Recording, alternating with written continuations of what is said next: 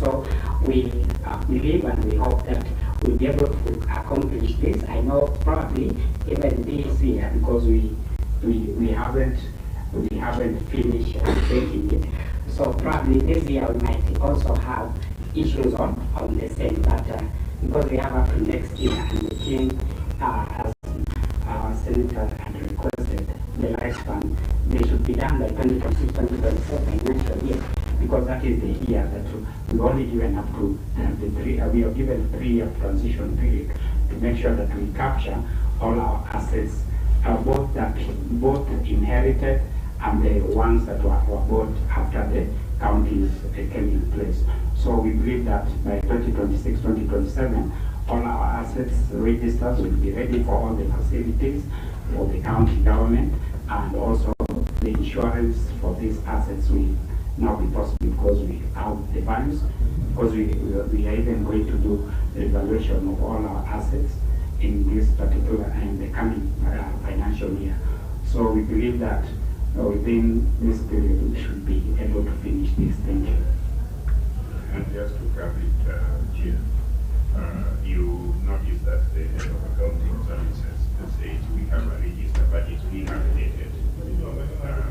It's being updated, and I think that's why I say the issue of asset register is technical for some of us whose knowledge is broad and very different. So we have an asset register. There is a need to update it and make sure that every entry is included in the asset register.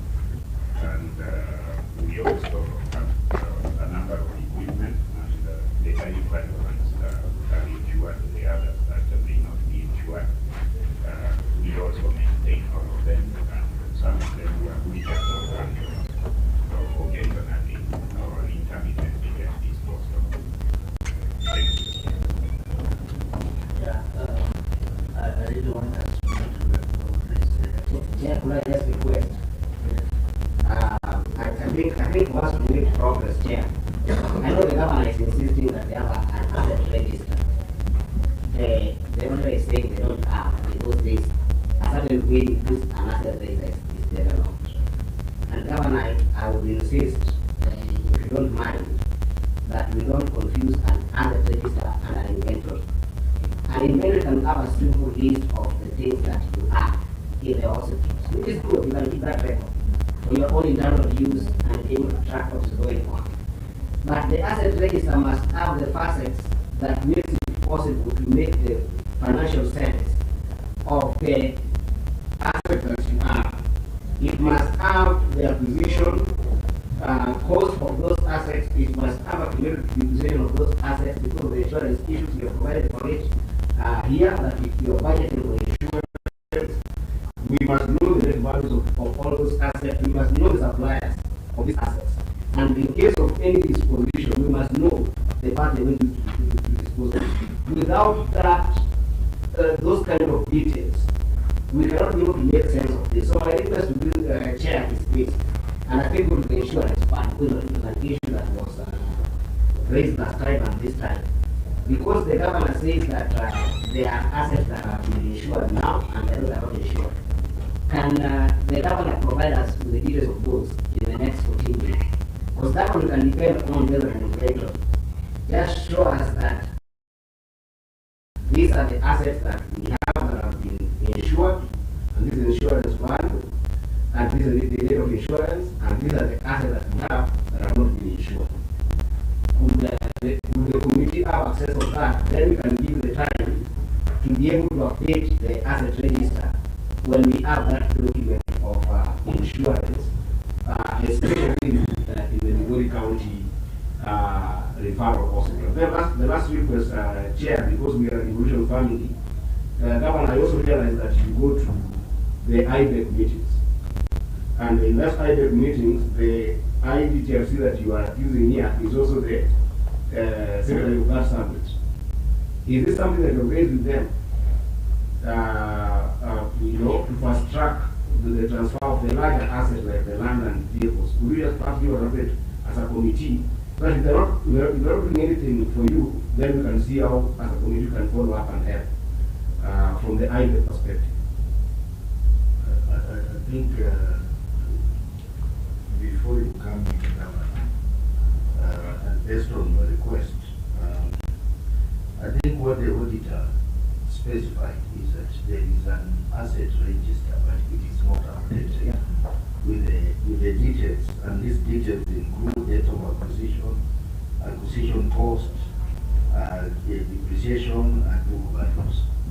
And the governor, in his response, he said that there is a committee that is looking into this, that they are looking at ways of addressing the issues raised by the auditor.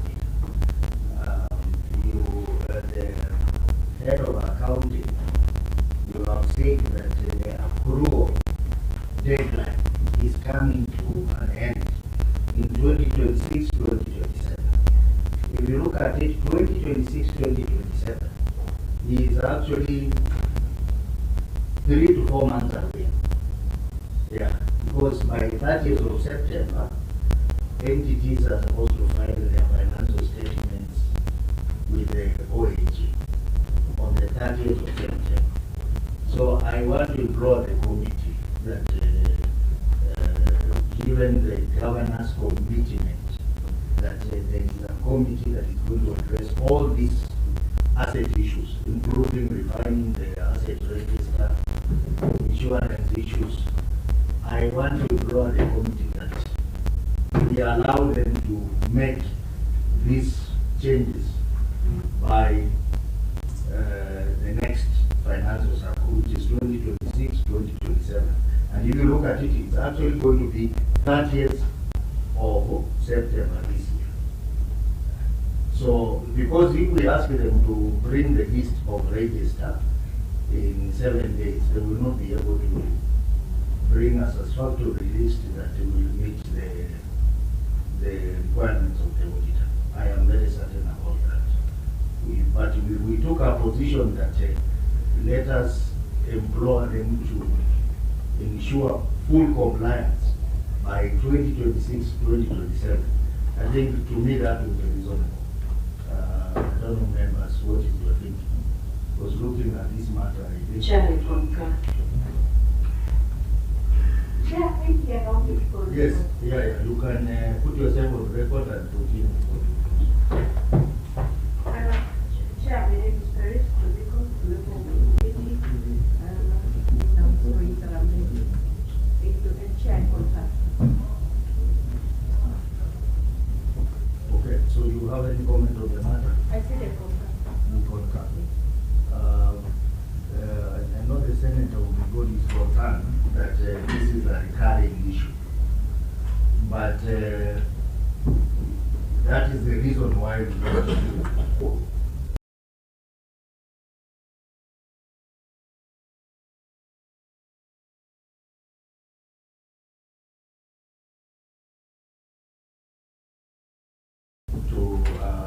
give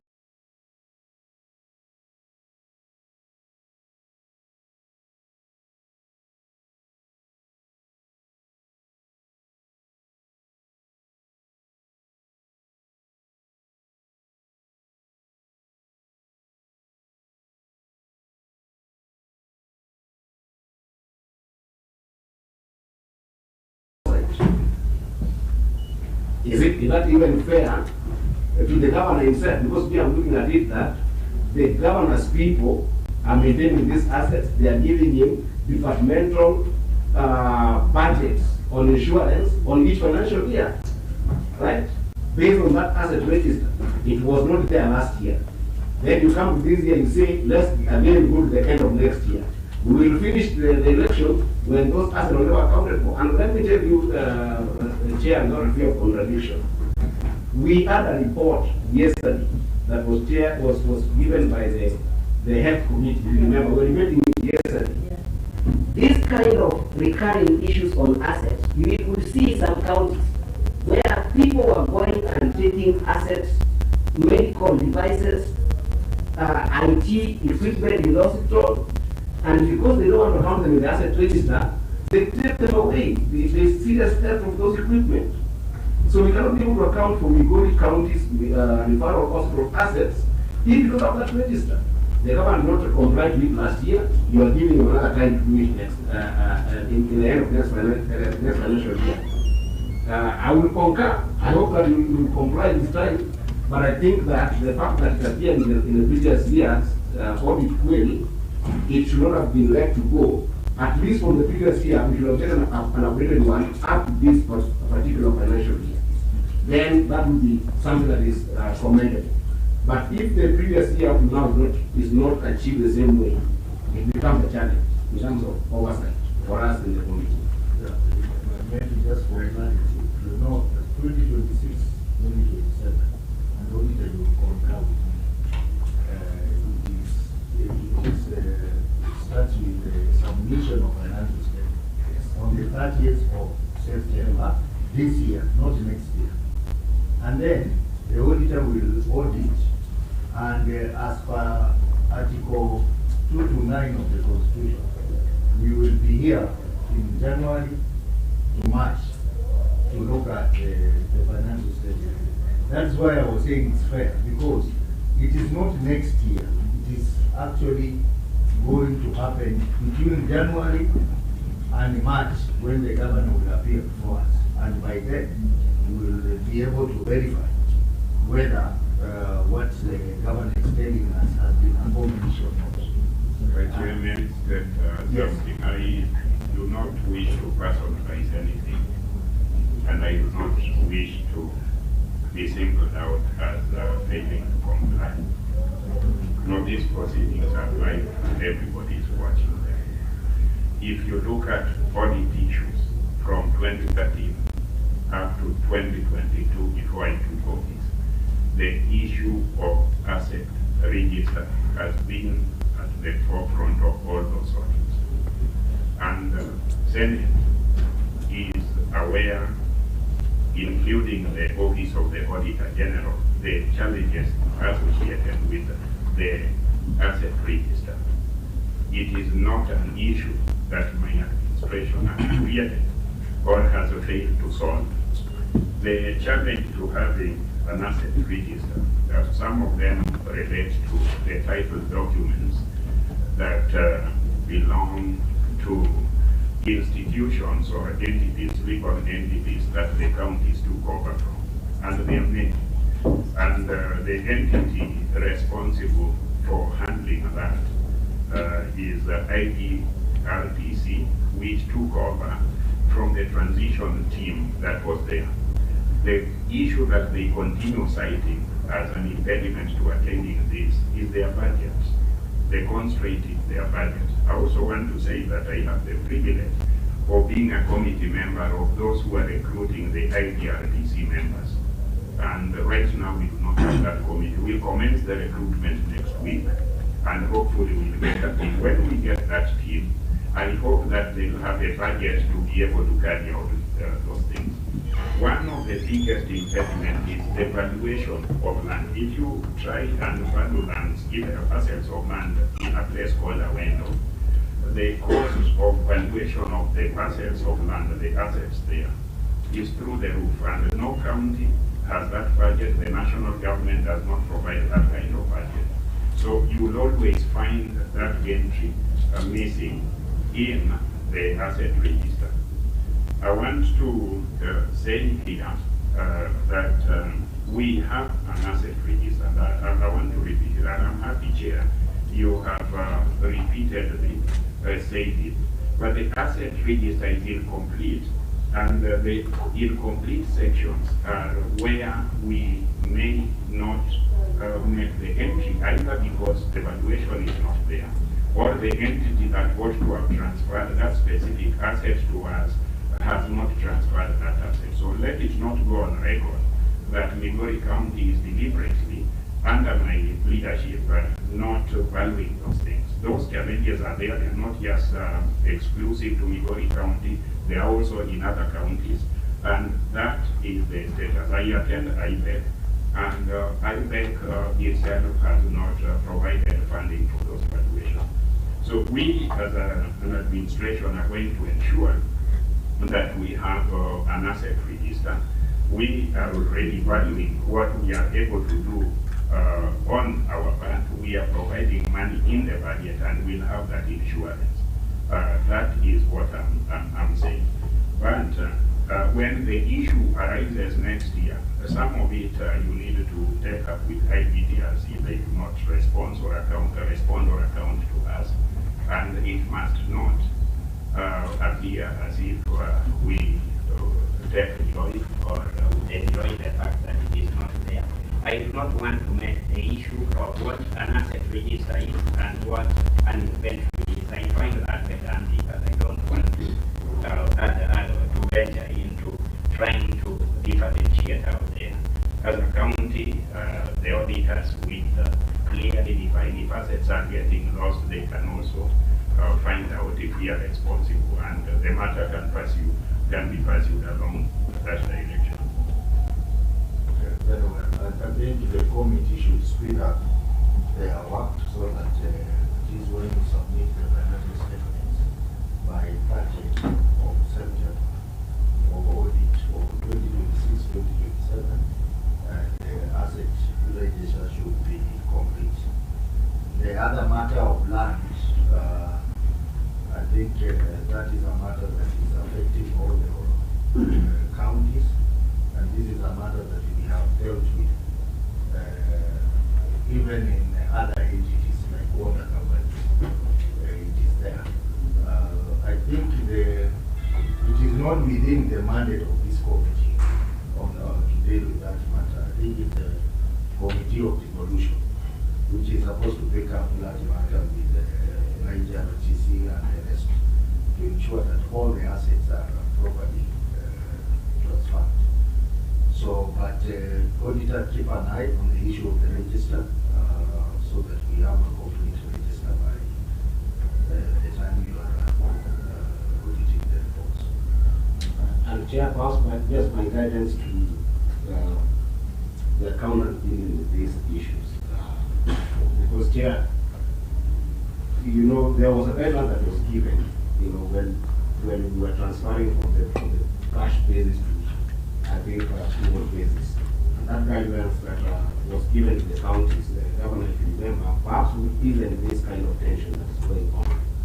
Because that guideline did recognize that there are some assets that could actually qualify as non-financial assets, right? And that's where land comes in. You talk about something that an inventory that could you know, possibly come in, that you can be able to identify as such, so that perhaps you can work with your accountants to pace up that you know, transition from cash to approval basis. Because some of these things will be dealt with automatically when you do that.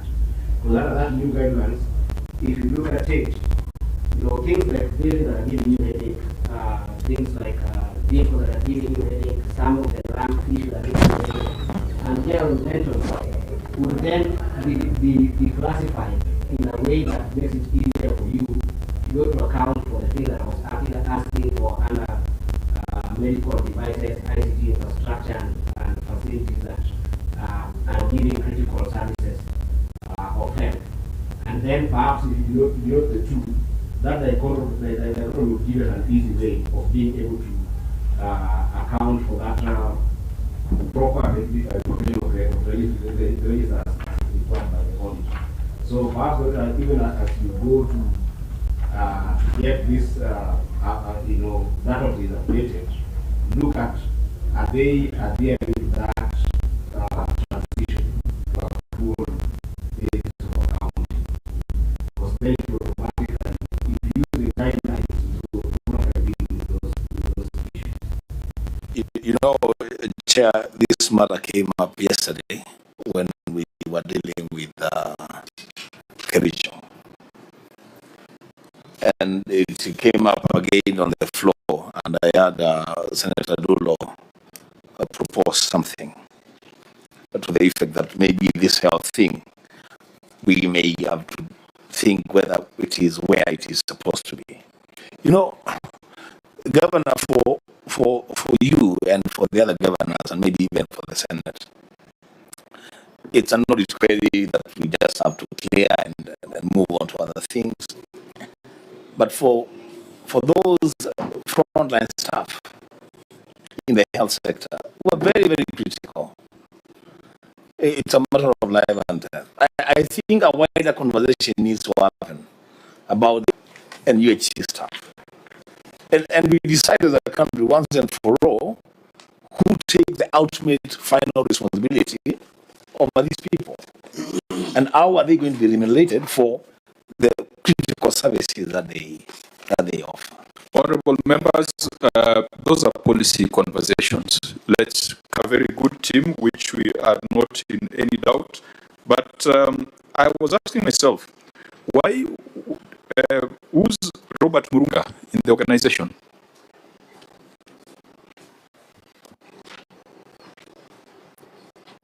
And if he's an assistant director, that means that there is a director.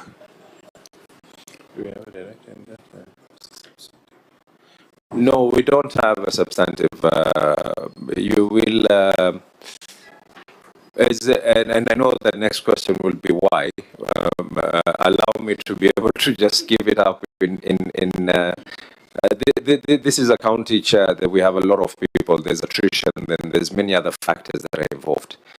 Two, you will also agree that there is an independence of the County Public Service Board. There's been a lot of adverts that have been going out, and I think, if I'm not mistaken, this is one of the adverts that have already gone out, which is the purview of the County Public Service Board to be able to fill that position. I was happy to hear someone introduce themselves as the chair of the audit committee. I hope the internal auditor is also part of this delegation.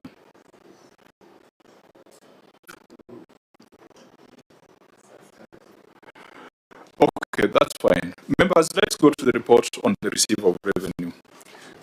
The report on the receiver of revenue indicates that Mombasa had planned to collect 6.9 billion Kenya shillings,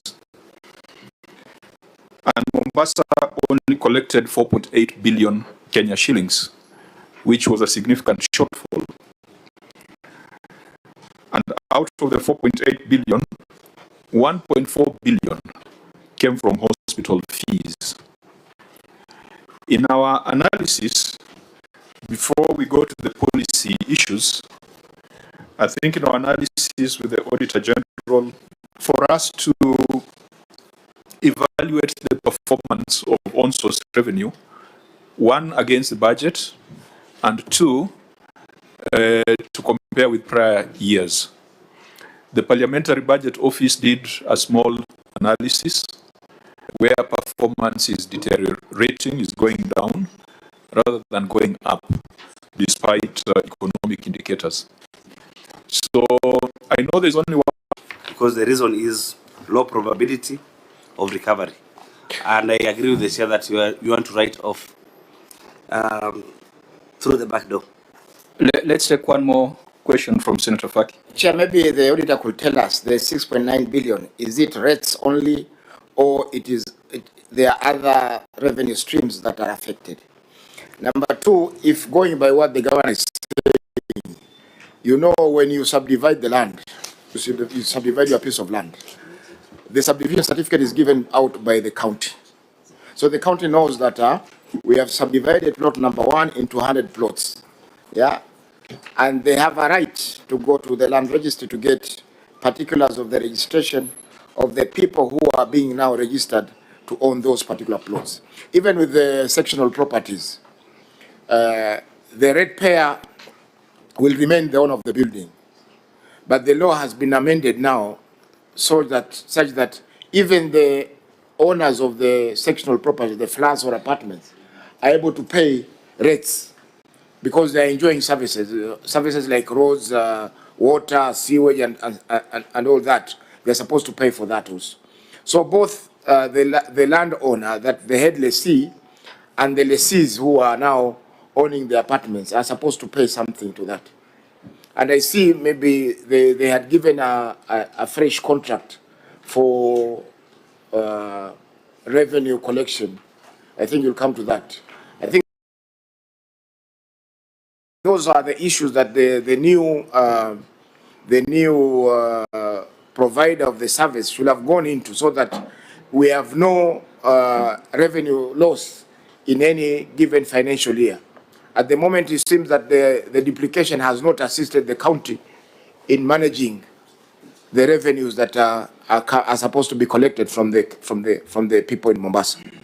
And before Governor responds, Auditor, there was a question on the makeup of that 6 billion. You're referring to Appendix 2, but we don't seem to, I don't know whether members you've been able to see it, because if you had a visibility on Appendix 2, we would have been able to see the breakdown. The Appendix 2 referred to. As you get the answer, Senator Gataya can go on record. Thank you, Chair. My name is Senator Mwanda Gataya, a member of this committee. Okay, could you just point us to Appendix 2 so that we refer to it as a Governor response? Chair, what I can confirm is that it was affecting several revenue streams. No, do you have Appendix 2 here? Because I've just seen an appendix with prior year issues. I've not seen the Appendix 2. It would have been very useful to see how that 6 billion was broken down. Because if there are things like silos, collection in lieu of rates, those ones we know that there are problems. But if they are just the normal rates, there has to be a process for write-off, a process for waiver before they are dropped from the financial statements. Auditor? I can confirm we are not seized of that particular appendix, but what we verified was several revenue streams. And maybe the governor can clarify on the makeup of that. Yeah, because the problem is that if you don't have the schedule, the governor will start describing, and this is a mathematical session. So we should spare him the pain of describing what the 6 billion entails if you had that schedule. But Governor, Chair, may respond. Without any pain, 6.7 billion is actually from land rates. The rest is split into all the other. The 0.2 is split onto all the others, including business permits and the rest. There's a lot of issues that have been raised, and I don't know, because I know that they're going to be coming up in subsequent questions, like the issue of the company that we were able to put into place. The revenue collection system. Collection. We can deal with it substantively when we come to that matter. I seek your guidance. It is up to the way you will guide me, because the senator had raised it, and I wanted to just. But this is one. I want to give Amanda off here. There is nothing like we want to do any wipe off. When we say historic and the likelihood. Again, there's also legal provisions where if something is as old as 6 years plus, two, there are some of these things that we have tried to be able to do. We even went ahead and tried to even get on board debt collectors for this. There's a lot. When you're running an institution like this, Chair, there's a lot. One of the other things that we, and I think that is going to be the only way out for us to be able to properly verify on these particular matters, is once we have the proper digitization in place. Because the digitization is going to go hand in hand with the GIS map, and it is going to now pinpoint exactly this property is here and this property is here. You will realize the last digitization that was done for these particular records was probably, so that last attempt that was done to even digitize these records was probably, was it 20 years ago? And then the way the system and technology then, the way it was, if an error was done, instead of an A, an I was put in, everything reads differently. And that is the reason why the digitization that we want to do, mapping it out and putting it together with the GIS lab to confirm and fix every single piece of title like a jigsaw puzzle, That is the only way that we can be able to sort these problems. I agree with Governor, just wind it up so that we go to the numbers. I agree with the some senator, of those issues the way are in he the said report. that the senator raised, he didn't raise, but he stated a statement of fact that when a subdivision is done, the county government is the one that does the issues the necessary certificates. But then now again, it is a manual process from us, because even after you've done the subdivision in the county, it does not necessarily mean that titles have been issued already. So right now we have to do a manual process of sending our people to the Ministry of Lands, confirming what are the new titles that have been put in. Right now we're in the process. We're struggling, but we're getting there on issues of sectional properties as well. Okay, let's go to the numbers. Let's go to the next matter. But we are exiting by giving guidance that receivables from exchange and non-exchange transactions must be fully disclosed. And I think we are agreeing here that that disclosure, that correction can only be done at the end of the subsequent financial year. Auditor General, isn't that the treatment? Yeah, that's very correct. And we are also saying that there should be no write-off, no waiver, without following the provisions in the Act and in regulations. By all means. Fine. Chair, now that you have ruled, I think we just move on, because that's a basis for qualification, and we have been referenced to Appendix 2. That Appendix 2 is not available. So all we are doing here is just narrative. I mean, what are we saying? So you have referenced Appendix 2, which would have helped us to look at the figures and deal with real numbers. Chair, just to add on to what Senator Mbua said, maybe we needed evidence of effort to recover this money. You put up a notice, for example, of waivers. We need that in our appendices, effort to recover that money. And also we need to see the figures in terms of when the default was committed, and whether we had a task force, having an effort to get this money paid. Did we write to the Assembly, maybe to have the waivers maybe sanctioned? All those. Senator, I want to restate it. Governor, there are no waivers. Just let why are we order, Governor. Let the Senator just conclude. Just evidence of that effort. I could also give some guidance on even on how we respond on that, because I think what the auditor has cited is inaccurate receivables, actually more or less non-disclosure, isn't it? Otherwise, it would have been long outstanding revenue arrears. So let me guide so that we go to the next issue, which talks about budget versus realization, and we go stream by stream. And this conversation, I think many of the questions are going to be answered. So, Auditor, let's go to your next issue, which is budgetary control and performance. And Senator Mbua, I agree with your frustration on the absence of Appendix 2. I think we will deal with that internally. Thank you, Chair. Budgetary control and performance. The statement of comparison of budget and actual amounts reflects final target revenue budget and actual amounts on a comparable basis of 6,930,655,697 and Kenya shillings 4,880,829,952 respectively, resulting in under collection of 2,049,825,746, or 30% of the budget.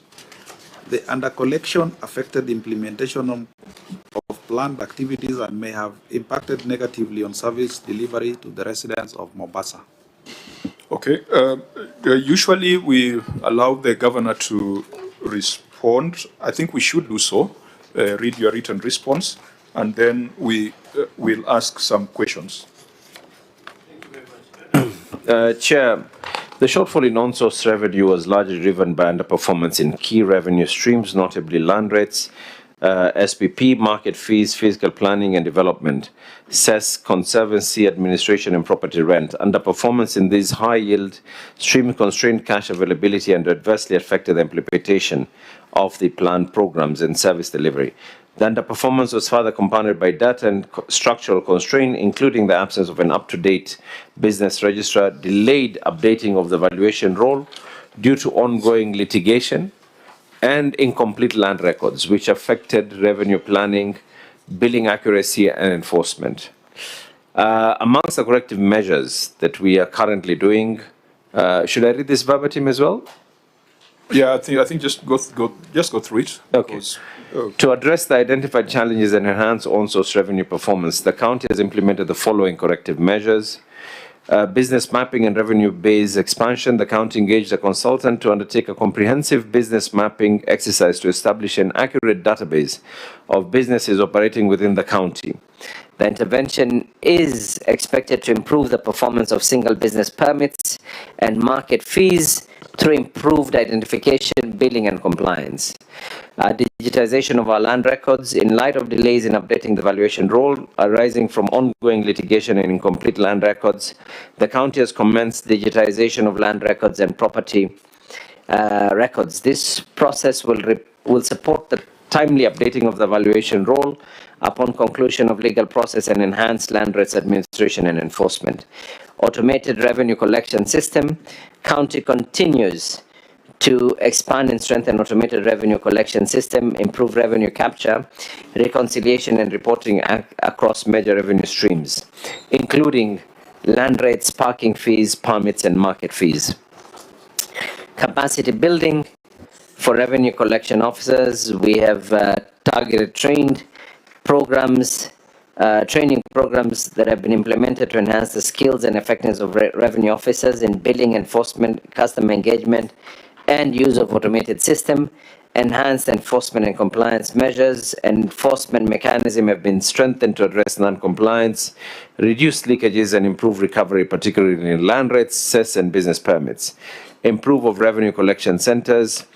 We have revenue collection centers are being upgraded and optimized to improve accessibility, efficiency, and service delivery, thereby supporting improved compliance and revenue performance. These measures are aimed at addressing the root causes of underperformance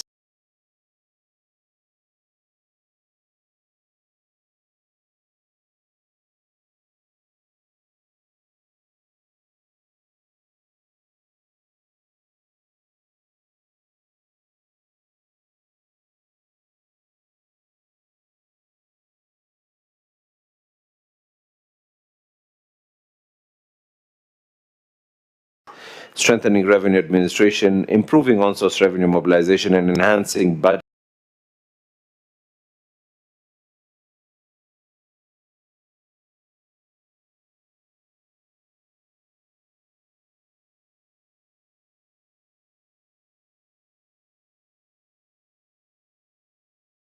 The explanation, we must your financial statements, particularly where you have properly summarized your streams and their performance, because you have given global reasons for the underperformance. You are required to give specific explanation for every stream where there is an underperformance or an overperformance. I think if we look at that, it can help us to contextualize the explanation that the governor has given. So, before we do that, maybe the governor may want to confirm that conservancy administration charges is one of the underperforming revenue streams. Because the schedule that I have is actually perhaps the one that has performed much better. There is the greatest improvement in it from the summary of the revenue streams. I think, Chair, that this is what I had wanted to request. I think the able senator is reading from either the Parliamentary Budget Office because that document, if I can be able to have access to the document that he's referring to. No, let me give guidance. In your financial statements, you have the original budget, the supplementary one, and your actual. So I think we can use that as a basis. But what Senator Wambua is referring to would be comparative of prior years, which is a document that belongs to you as an organization. The only advantage he has is that it's analyzed. It's analyzed stream by stream. That's what I'm saying, Chair. Yeah. If I can be able to get a copy of the document that has been analyzed, so I can also be able to. That's in order. Yeah. Clerks, just share that document with the governor so that it can help us. I think it's a 3-year analysis, performance trend analysis. So Senator Wambua, could you allow me that we don't start with conservancy? Let's start with the first stream. We just go through all the streams. That's okay, Chair. Now that the governor has a schedule. So maybe let's start with let's start from the top, Governor. You had on cess you collected 520 million, and this is a document that is from the Senate, and from the Parliamentary Budget Office. Am I right? Yes, it is. I think it would be prudent for me to be allowed to also pull up the records on my side as well. No, because, I mean, because you see, we won't have a problem. I can assure you. No, because there's some on face value. I do not want to start immediately stating that the figures are actually wrong or right. One thing I can confirm, is collectively over the years, collectively, even without necessarily amending the Finance Act or adding more taxes, the county government of Mombasa has been increasing its own source revenue. Governor, I don't know why you are jittery. No, Chair. I don't know what's scary. With my permission. Governor, it's a very simple exercise. When we go through the list, and if there are any discrepancies between what the PBO has prepared and the financials, we will see where we are not unreasonable. In fact, in your financial statements, there is a statement there on statement of comparison of budget versus actual amounts. That's on the financial statements. I want you to confirm. Note number 10. That is fine enough, Chair. We can be able to actually that is just work on it in that is just supplementary. That's not a problem. But we could start from your disclosure of what your budget was and what your actual was, because there underneath you have even given a narration to explain the variances, and we can start from there, isn't it? By all means. So we start from cess. So cess, you had budgeted to collect 580 million. Along the way, you thought you could collect 200 million more and revise your budget to 780 million, but you only collected 520 million. Now, the question which you can help us understand even for the subsequent streams, what science or what maths do you use to decide that this year we shall collect 580 and along the way you do a supplementary, you revise it to 780, but only collect 520? Is budgeting scientific and procedural, or are these numbers that were sprung on you by the county assembly? No, actually, the county assembly are not the ones who have sprung these numbers on us. We always aim high. Because one of the major issues CES has also dropped is because of the new road that is being built along the Bombolulu Road, and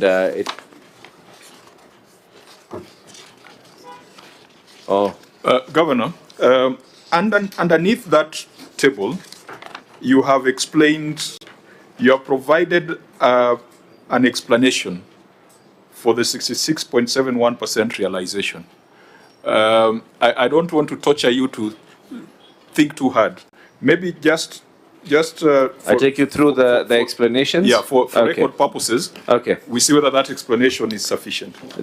Chair, one of the things that we were able to do, the contract that Senator Faki was actually referring to that we did. Sorry, Governor. There's an explanation there for CES in your financial statements. Yes, which is exactly what I said. The ongoing construction of the Malindi Mombasa Road by the government. Currently, there's a road being done there, has made it very, very difficult. In fact, a number of these CES booths have to constantly be relocated. So it has been a challenge in being able to reach to these particular figures. That is only one of the reasons that we have been able to, when it comes to CES alone. So when you revised your figures upward by 200 million, I believe in a supplementary, that road had not started being constructed. It had already, but then the extent of where the road reached by then was not where we had anticipated. And I want to state it as well. Are we going to see a drop in figures? No. We're going to definitely see an increase in figures.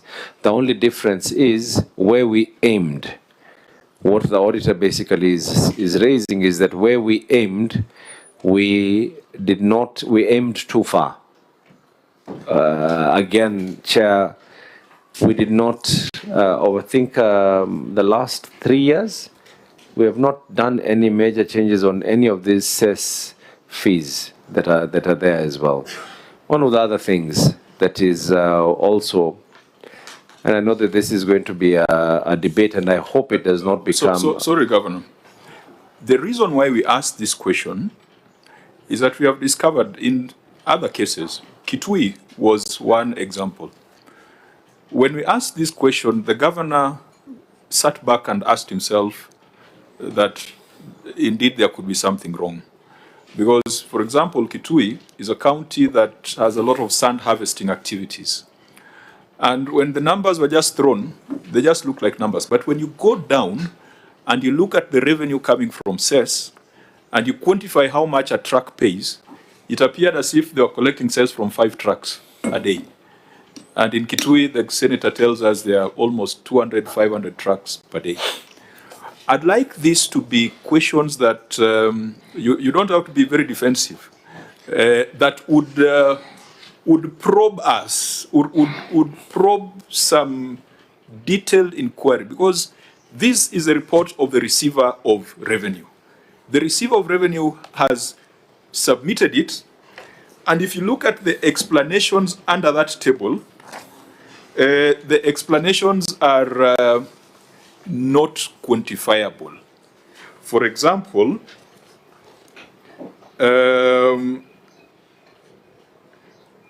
shortage of collections in markets, your receiver of revenue says that this may be attributed to a combination of underperformance in enforcement, temporary closure of markets due to structural upgrades or health safety issues, and possible revision of market policies affecting collection efficiency. You can't take that. If you're a business owner and your revenue is falling, your revenue collectors cannot tell you that it is possibly because of ABCD. They must quantify that in market A, we used to collect X, we collected Y, and this is the reason.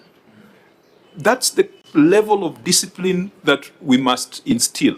And that's why we're asking this. And where's your receiver of revenue? You are the receiver of revenue. Yes.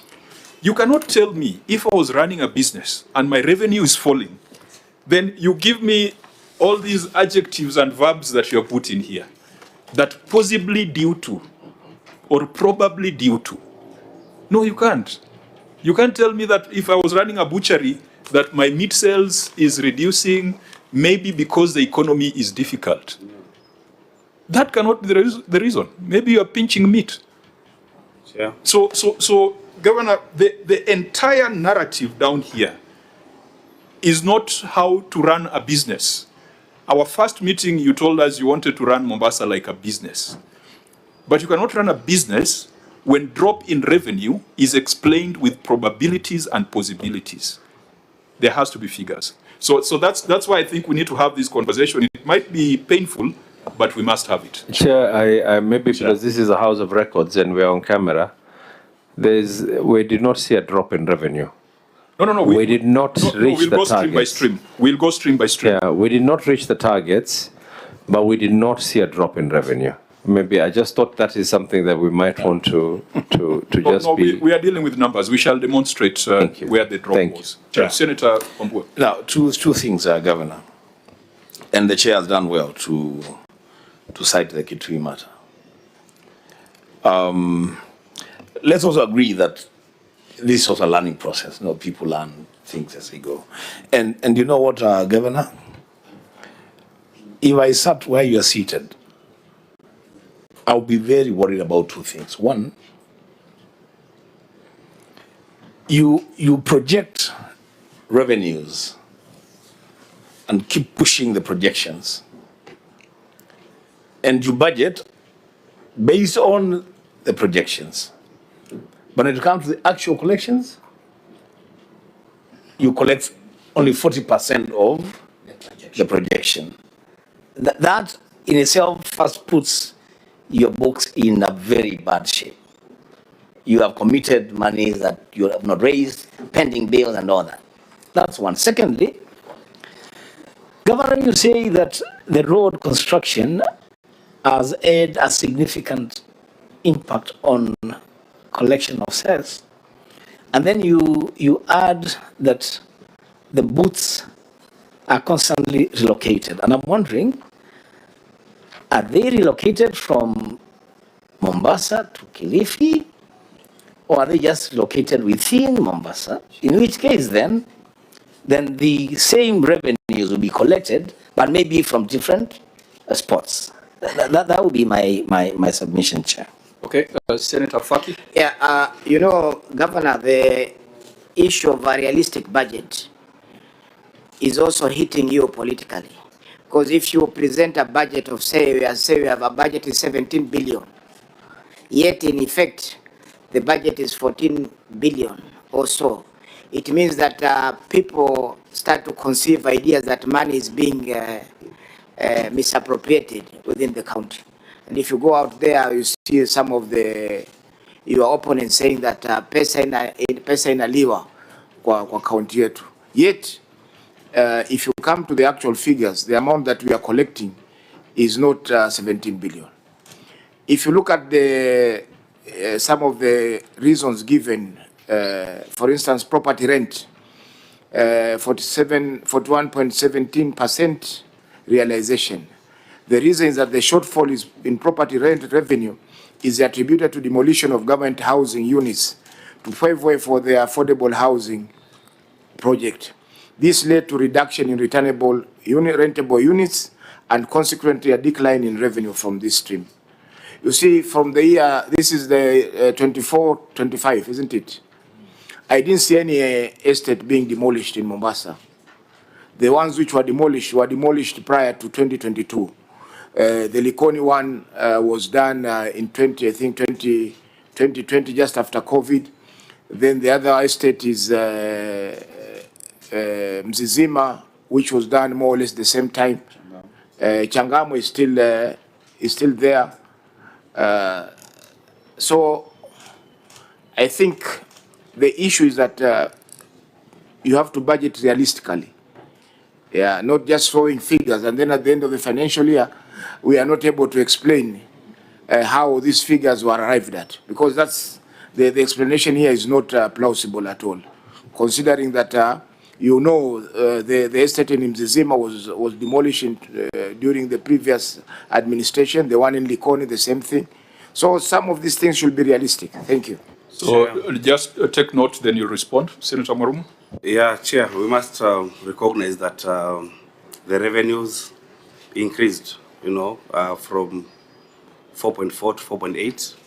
That we must give to the county. But I have an issue with the overprojection, because then when you overproject our own source revenue, it's the main culprit in escalation of pending bills. Now, in my experience in this committee, is that as you are collecting revenue, and you're maybe mid-year or three-quarter year, we need to revise our projections downwards, depending on the collections.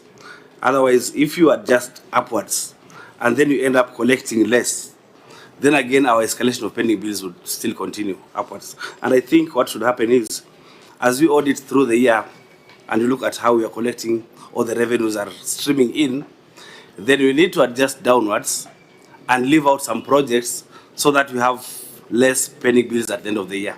That is the advice that we give to governors, that don't again increase, adjust upwards, yet we know whatever is coming in might not meet the target. Governor? Chair, I take the advice of the Senate with the seriousness that it deserves. It is true, we have been maybe overly ambitious in our planning, but we usually, the team does meet, gives me a brief on CES, what is the revenue stream, each and every one. And I said this because I know this might end up being the whole subject of discussion. But one of the major revenue streams that has actually been dropped in this is the revenue stream on Mira and Mogoka. Mombasa made a very, very deliberate social judgment to actually state that the vice that Mogoka and Mira is providing to our people is a challenge. In the process of that, we went to court. I think I've never been taken to court more than that. I've been taken to court by about 9 times. We threw this to the public because only one court ruled against Mombasa, and that is the court that actually where Mogoka is from, coincidentally. So a decision was made, and we made a very, very valid decision to change the tariffs that are there. It has caused quite a number of people to be changed from where they're meant to be within the county government of Mombasa. But if we go back and say that, start reducing the figures of Mogoka and Mira from the CES, because of the roads being built and also because of the bypasses being put up and everything else, there has been this particular one. What has been happening is these traders are now waiting out of Mombasa and putting these in small vehicles, and then they come into Mombasa. Let me rephrase this, because Mira actually Mogoka was one of the largest earners on CES. But we had to make a conscious decision. And I'm stating this again, Chair, with the hope that that is not the narrative of today's whole meeting will be. That is what I was really holding back on stating one of the major, because when you look at the item, CES is totally digitized. When you look at the items, people are still using tomatoes, people are still using all the other issues that are there. One of the things that we are currently doing is we have put in an automated gate system as well on our market, where anything that goes into the market, there's going to be a reading whether that particular vehicle was able to pay for cess or not.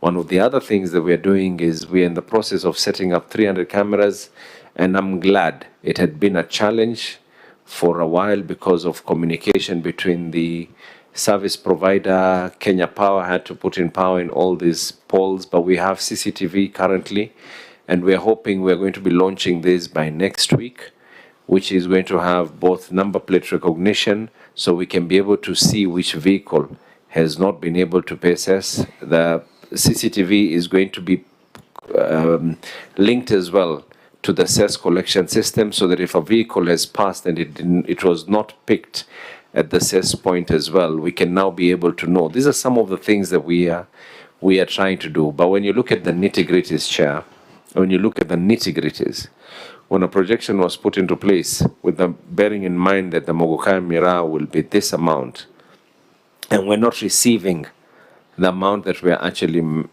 meant to be receiving. In fact, we were ready to forego and forfeit the whole thing.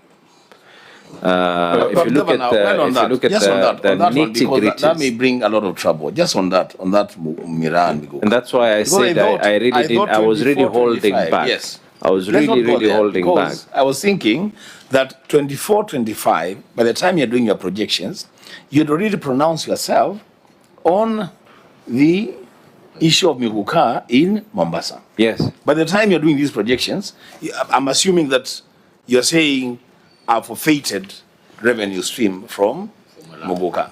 So it's not part of this. No. Senator, as Governor says, but the case, Governor, let me help court case was before this budget. Governor, let me help you. As you've said, we don't want the report to be that your revenue dropped because of Mogoka. Which, by the way, is not a problem for me. As the county government of Mombasa and as the governor of Mombasa, my conscience is extremely clear but let's look that at we would numbers. rather not have that money. Receive of revenue. When you break down cess, we can see that quarrying sand, gravel, and ballast extraction fee, there's a specific amount there, 519 million. And I think that is what would have been affected by the road construction. But there's another Are you saying stream. Mombasa is getting 500 million from sand? 500 million. And it is getting 4 million? Yes. So now let's go to farm produce. Speak to me nicely. Because you've talked about the tomatoes and the vegetables. Receive of revenue, what, under farm produce, horticulture, what is this? Where do you collect this from? Is it from the markets or the trucks that come to? It is actually considered, it is the normal word that it is actually used as is cess. But the actual word should be actually drop off. No, it's separated. It's separated here in the financial statements. And in your financial statements, you have reported 262,000, which means you're collecting 720 shillings a day. So what is this? No, we're actually collecting way more. When it cess is being collected way more. You have reported 720 shillings a day. Maybe you might want to, Chair, to give me the page that which you're referring to. The note to the financial statements that breaks down cess into farm produce, quarrying, livestock certificates, fish farming, and others. Because, Governor, if you don't ask these questions, and if you don't prod you to ask these questions, people are going to run rings around you. Chair, if I'm not mistaken, this is for produces that are actually grown in Mombasa. We don't have any farms within the county government of Mombasa. So you collect 720 shillings a day? It is on average. We actually only have one area in Mombasa that does farming, and even that farming in itself is in such a minor element. And this is the area of Mwakirunge that does a bit of Governor, farming. no, I think let's focus, and that's why I keep referring you to the notes, because for sand, gravel, and ballast extraction fee, that's separate, 519 million. But for farm produce, you had talked of drop-off, something like that. And we know, even in Marikiti, we know that there's a way the Kanjo levy something. Yeah. Or when you come with your onions or tomatoes or whatever, there is a fee that is paid. So what has been reported here of 262,000 indicates that on average you're collecting 720 shillings a day. Is that no? That's either, and that's why, Chair, I want to state it now here. Either that is misreporting that is there, and I will have to take responsibility with my team on that particular misreporting.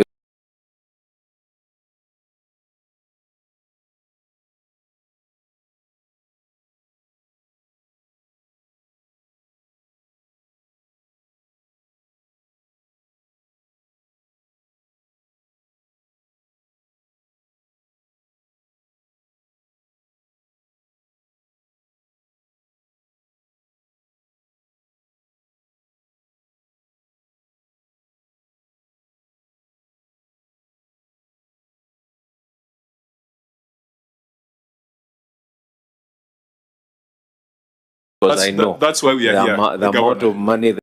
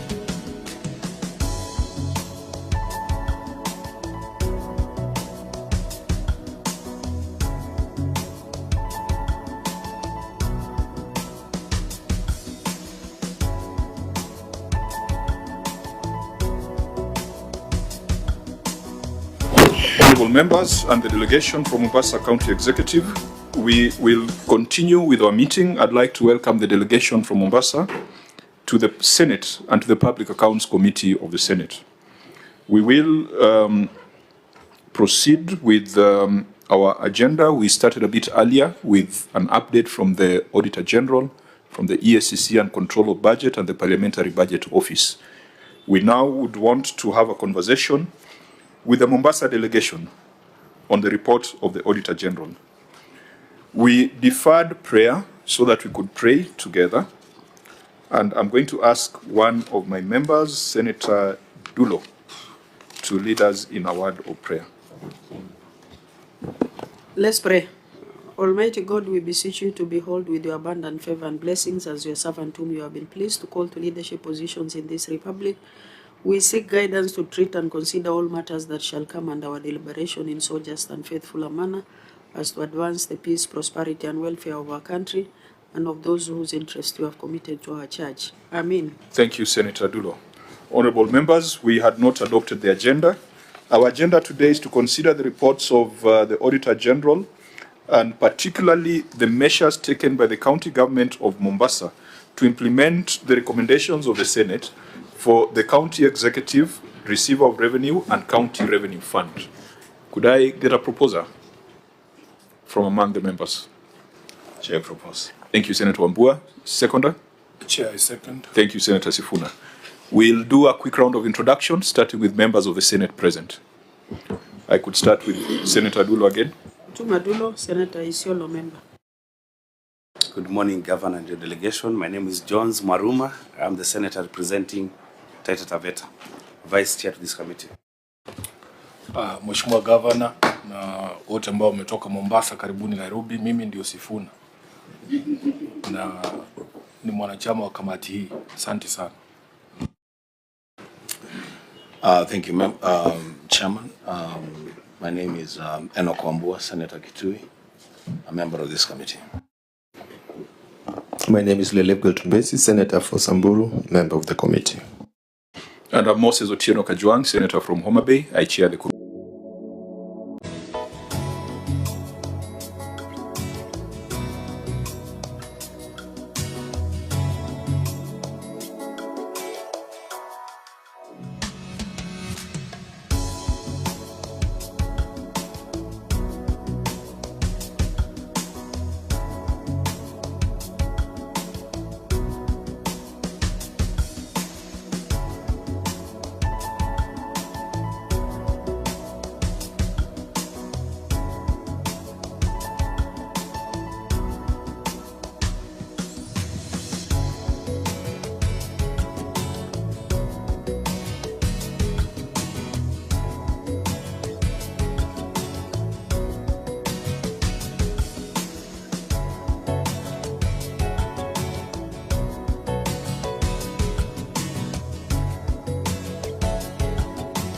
Good morning, John Lekampule, Sergeant Rams. And favor and blessings as your servant whom you have been pleased to call to leadership positions in this republic. We seek guidance to treat and consider all matters that shall come under our deliberation in so just and faithful a manner as to advance the peace, prosperity, and welfare of our country and of those whose interest you have committed to our church. Amen. Thank you, Senator Dulo. Honorable members, we had not adopted the agenda. Our agenda today is to consider the reports of the Auditor General and particularly the measures taken by the County Government of Mombasa to implement the recommendations of the Senate for the County Executive, Receiver of Revenue and County Revenue Fund. Could I get a proposer from among the members? Chair propose. Thank you, Senator Wambua. Seconder? Chair, I second. Thank you, Senator Sifuna. We'll do a quick round of introduction, starting with members of the Senate present. I could start with Senator Dulo again. Tumadulo, Senator Isiolo, member. Good morning, Governor and your delegation. My name is Jones Maruma. I'm the Senator representing Taita Taveta, Vice Chair to this committee. Mheshimiwa Governor na wote ambao umetoka Mombasa karibuni Nairobi, mimi ndio Sifuna na ni mwanachama wa kamati hii. Asante sana. Thank you, Chairman. My name is Enoch Wambua, Senator Kitui, a member of this committee. My name is Leleb Geltumbesi, Senator for Samburu, member of the committee. And I'm Moses Otieno Kajwang, Senator from Homa Bay. I chair the committee. We have a team of clerks that support us. Good morning, Chair members. My name is Chris Pastima, Committee Clerk. Kibet Kevin, Committee Clerk. Ochilo Toro, Legal Counsel. Good morning, Chair and members. My name is Kanze Charo, Research Officer. Good morning. My name is Shalim Simbi, Hansard Officer. Matthias Umso, Intern. Good morning, John Lekampule, Sergeant Trams. There's an intern behind there.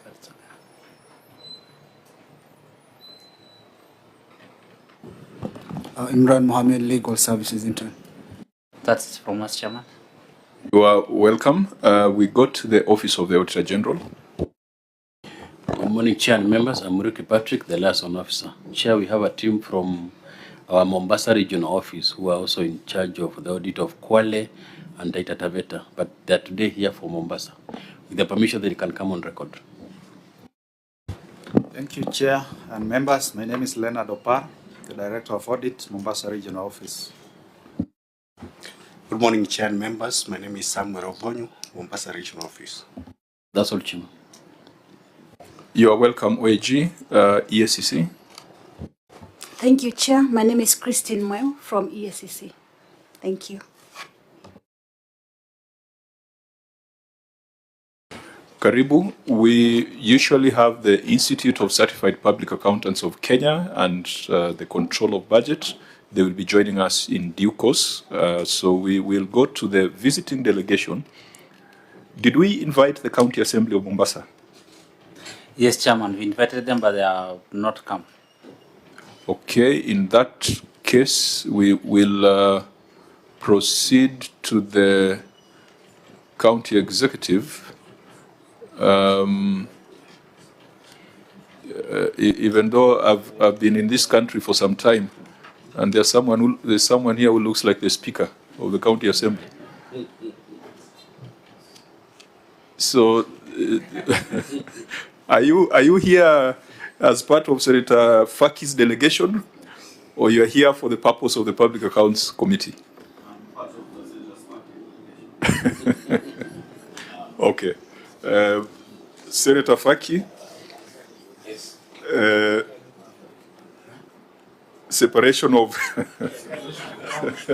separation of powers. But anyway, that's.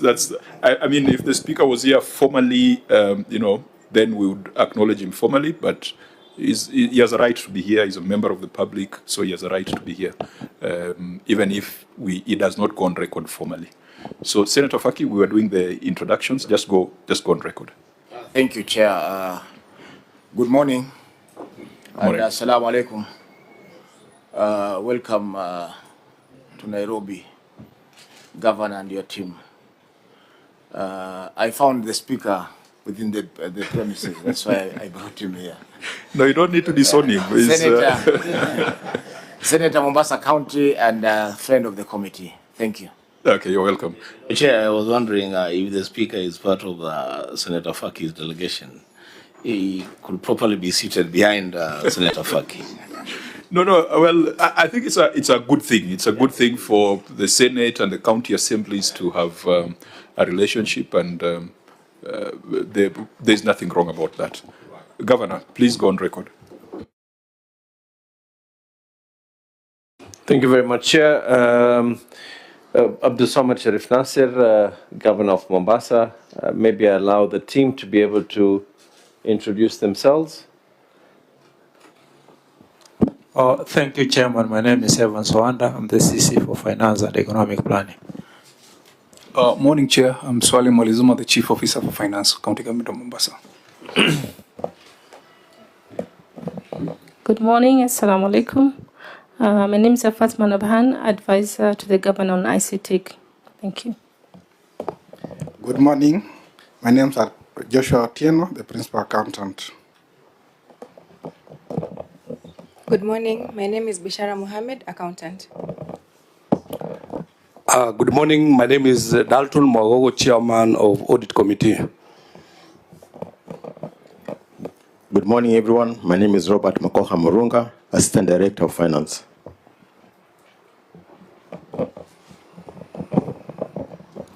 Good morning. My name is Idris Mbaruk, accountant. Assalamu alaikum. My name is Zahra Sharif Ahmed, accountant.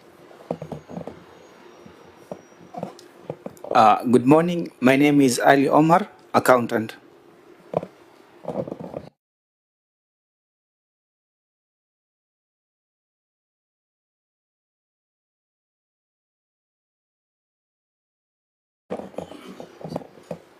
Good morning.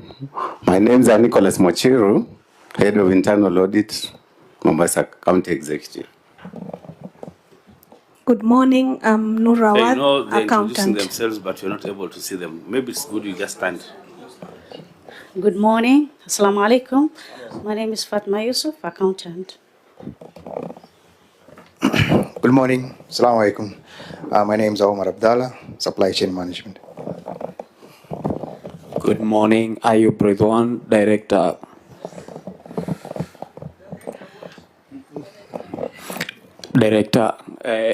Finance Officer, sorry. Good morning. Assalamu alaikum. Joan Jeroge, administrator from the Governor's Office. Good morning, Abdurrahman Abdallah, personal assistant to the governor.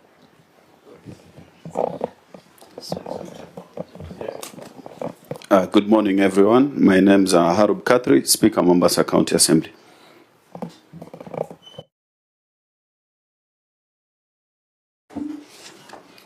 Is that it for the visiting delegation? If that is the case, then we shall proceed very quickly to the next agenda item, which will be administration of oath and tabling of documents.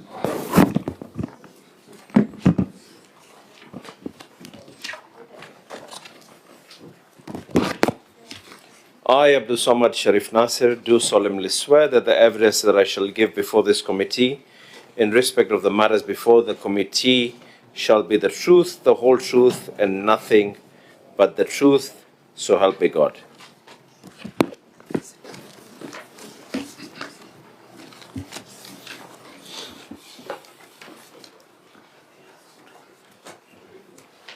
I think I'm meant to sign? No, just read. Okay. Chair, I hereby table the following documents before the committee: management responses and accompanying annexures on the report of the Auditor General for the County Executive of Mombasa for the year 24-25, management responses and accompanying annexures on the report of the Auditor General on the receiver of revenue statements for the County Executive for the same year of 24-25, and management responses and annexures on the report of the Auditor General on the County Revenue Fund for the County Executive of Mombasa for the financial year 24-25. Auditor General, could you confirm that the responses that have been tabled, you've been able to review? Thank you, Chair. Can confirm that the responses were delivered to our offices on 28th May, and they were in the form and the manner that is prescribed, and we have been able to review the same, so we propose that the meeting can proceed. Okay, Clerk of the Senate, is the entity in compliance? Yes, Chairman, you can confirm that the entity submitted the documents within their timelines. Okay, if that is the case, we will proceed, but we'll have to deal with one preliminary matter. When we sent the invitation to the Governor of Mombasa, we also indicated the resolution of the Senate. Because you did not find an opportunity to appear before this committee before the constitutional deadline of 31st of March, the Senate adopted the report of the Auditor General in its entirety. The Senate resolved that you would appear before this committee within a period of 30 days to furnish us with an update on the measures you are taking to implement the observations or recommendations of the Auditor General. The committee or the House further resolved to impose a fine of 500,000 Kenya shillings for failure to honor summons where you are supposed to appear before this committee on 30th of March, ahead of the constitutional deadline. I want to find out from the clerk of the Senate whether we, in our records, we have evidence that the fine has been paid. Chairman, thank you, Chairman. We have received, today this morning, we have received a copy of the banker's check from the county executive, that's from the governor, dated 4th June, of a banker's check addressed to the Senate, in favor of the Senate. So we can confirm that the payment has been made. So there's a banker's check that has been addressed to the clerk? Yes, there's a banker's check addressed to the clerk of the Senate. I think in our letter communicating the fine, we had given a 2-week limit for settlement of the fine. But now that the clerk confirms that there's evidence that the fine has been paid, I think members, we do not need to belabor the point. We can take it that the governor has paid the fine, and we can now proceed with our substantive meeting. Now, we have 3 reports to deal with. We have the report of the county executive, the report of the county revenue fund, and the report of the receiver of revenue. In our earlier brief with the Auditor General, we realized that there was a little problem in terms of the report that was tabled for the county executive. You might have noted, maybe your technical people may have noted, that the report of the county executive, page 1 and page 2 of the auditor's certificate, referred to the receiver of revenue rather than to the county executive. And so, having reviewed that, we have found that it might not be very possible or very tenable for us to consider the report on the executive on account of that. I think it's a document management problem. When the Auditor General tabled the certificate, there was a mix-up on page 1 and page 2. Now, as you understand parliamentary practice, we cannot now use another document which was not tabled. They have the correct one, but since it was not tabled formally, we might not be able to rely on it because the affected parts are the qualifying issues to the financial statements. Because if you go by it, it will appear as if there was only one qualifying issue, and yet in the real report, there were about 6 or 7. As a result, having gone through that, we have agreed with the Auditor General that it is possible to deal with the receiver of revenue as we correct that problem on the county executive. So today we will deal with the report of the receiver of revenue, which is not small because it's you had a 6.9 billion budget on that, and if we spend 1 or 2 hours or 1 hour or less on the receiver of revenue, then we'll schedule a separate date to deal with the county executive once we retable the right report to the Senate. So, as agreed, honourable members, we will start with the report of the receiver of revenue. Governor, I can see you are itching to say something. No, I'm not itching, but in the spirit of fair administrative justice as well, if I was fined 500,000 shillings because I was not present, is someone taking responsibility for the fact that they did not table the documents the way they were meant to be tabled? Because even that 500,000, I had to, Faki helped me with some money, and the speaker, I'll bet he helped me a bit late, and some of my staff members were changa hapa. That's why today morning is when we were able to pay that 500,000. Yeah, that were. Chair, just before. Senator, I think, Governor, that is a very dangerous path because the Senate requires that money comes from your pocket. Yes. You are admitting that we should refund the people who have contributed that money to you so that we get money from you. Secondly, the good thing with you is that if they give it to me, it's mine. Just a minute. Let's allow Senator SIFUNA to. Only the good thing is the governor has been a member of parliament. He has chaired committees similar to these ones. The consequences of failure to appear to the committee are in the standing order. So I would want you, in your vast experience as a parliamentarian, that request that you've made, which standing order are you anchoring it on, or which law? Chair, Senator SIFUNA is asking me to wear a role that I once wore. Over the years, from the time that I was a member of parliament, an enabled member of parliament, and a seasoned member of parliament, and a seasoned chair, standing orders changed. But if given the opportunity, I don't mind actually going back and rereading those standing orders. But I am aware. And one of the things that has changed in Parliament as well is the Public Investment Committee was split into three. Standing orders were actually changed during our time. CSs were not appearing.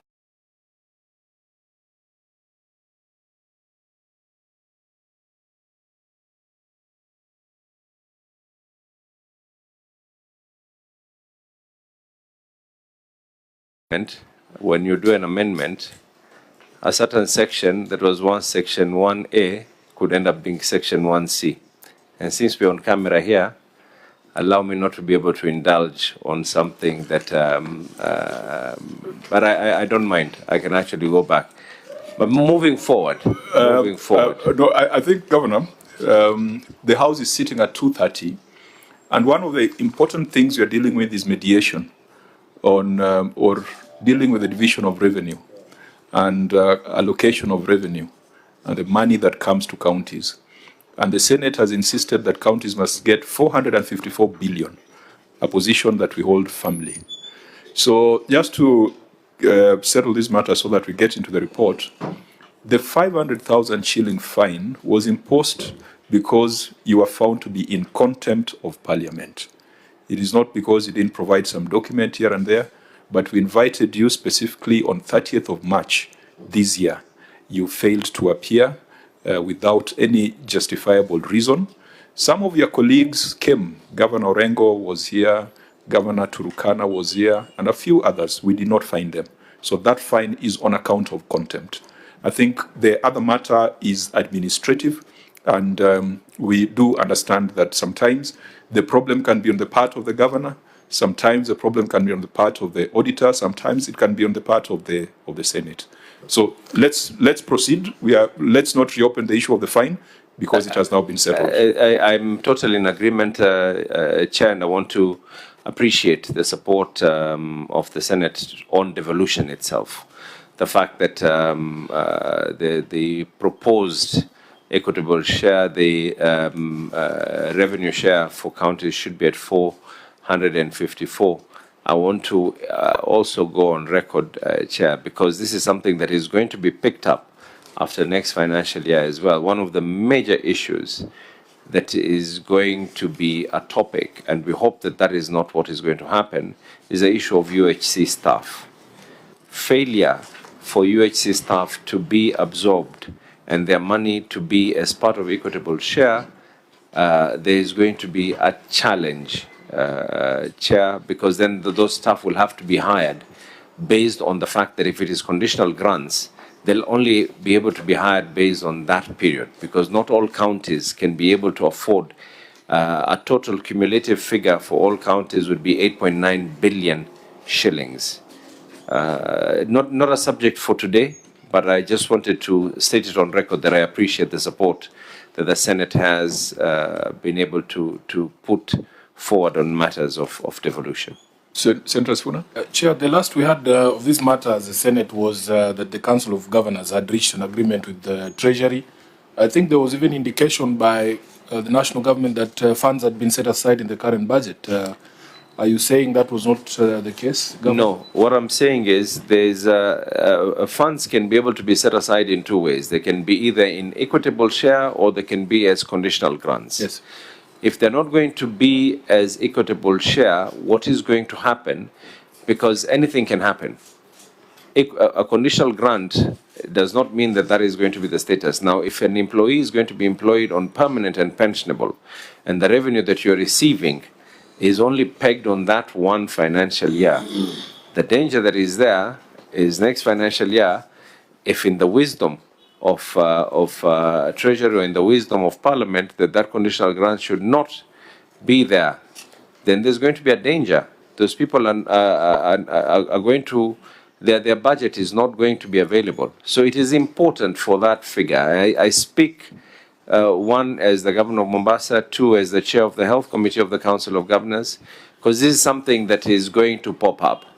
And our hope is that once the mediation has already been agreed on, and I think that one of the reasons why Senate has also proposed the figures to be at 454 is to be able to take into consideration that we have UHC staff, that money should not fall under conditional grants. As much as it has been allocated, the art and the act of how it was allocated, whether it is a conditional grant or it was part of equitable share, will have a huge bearing on the lives of those UHC doctors. Now, Governor, there is a flip side, and help us understand, because we want to help the UHC staff. There have been many protests outside of our parliament here by those UHC staff.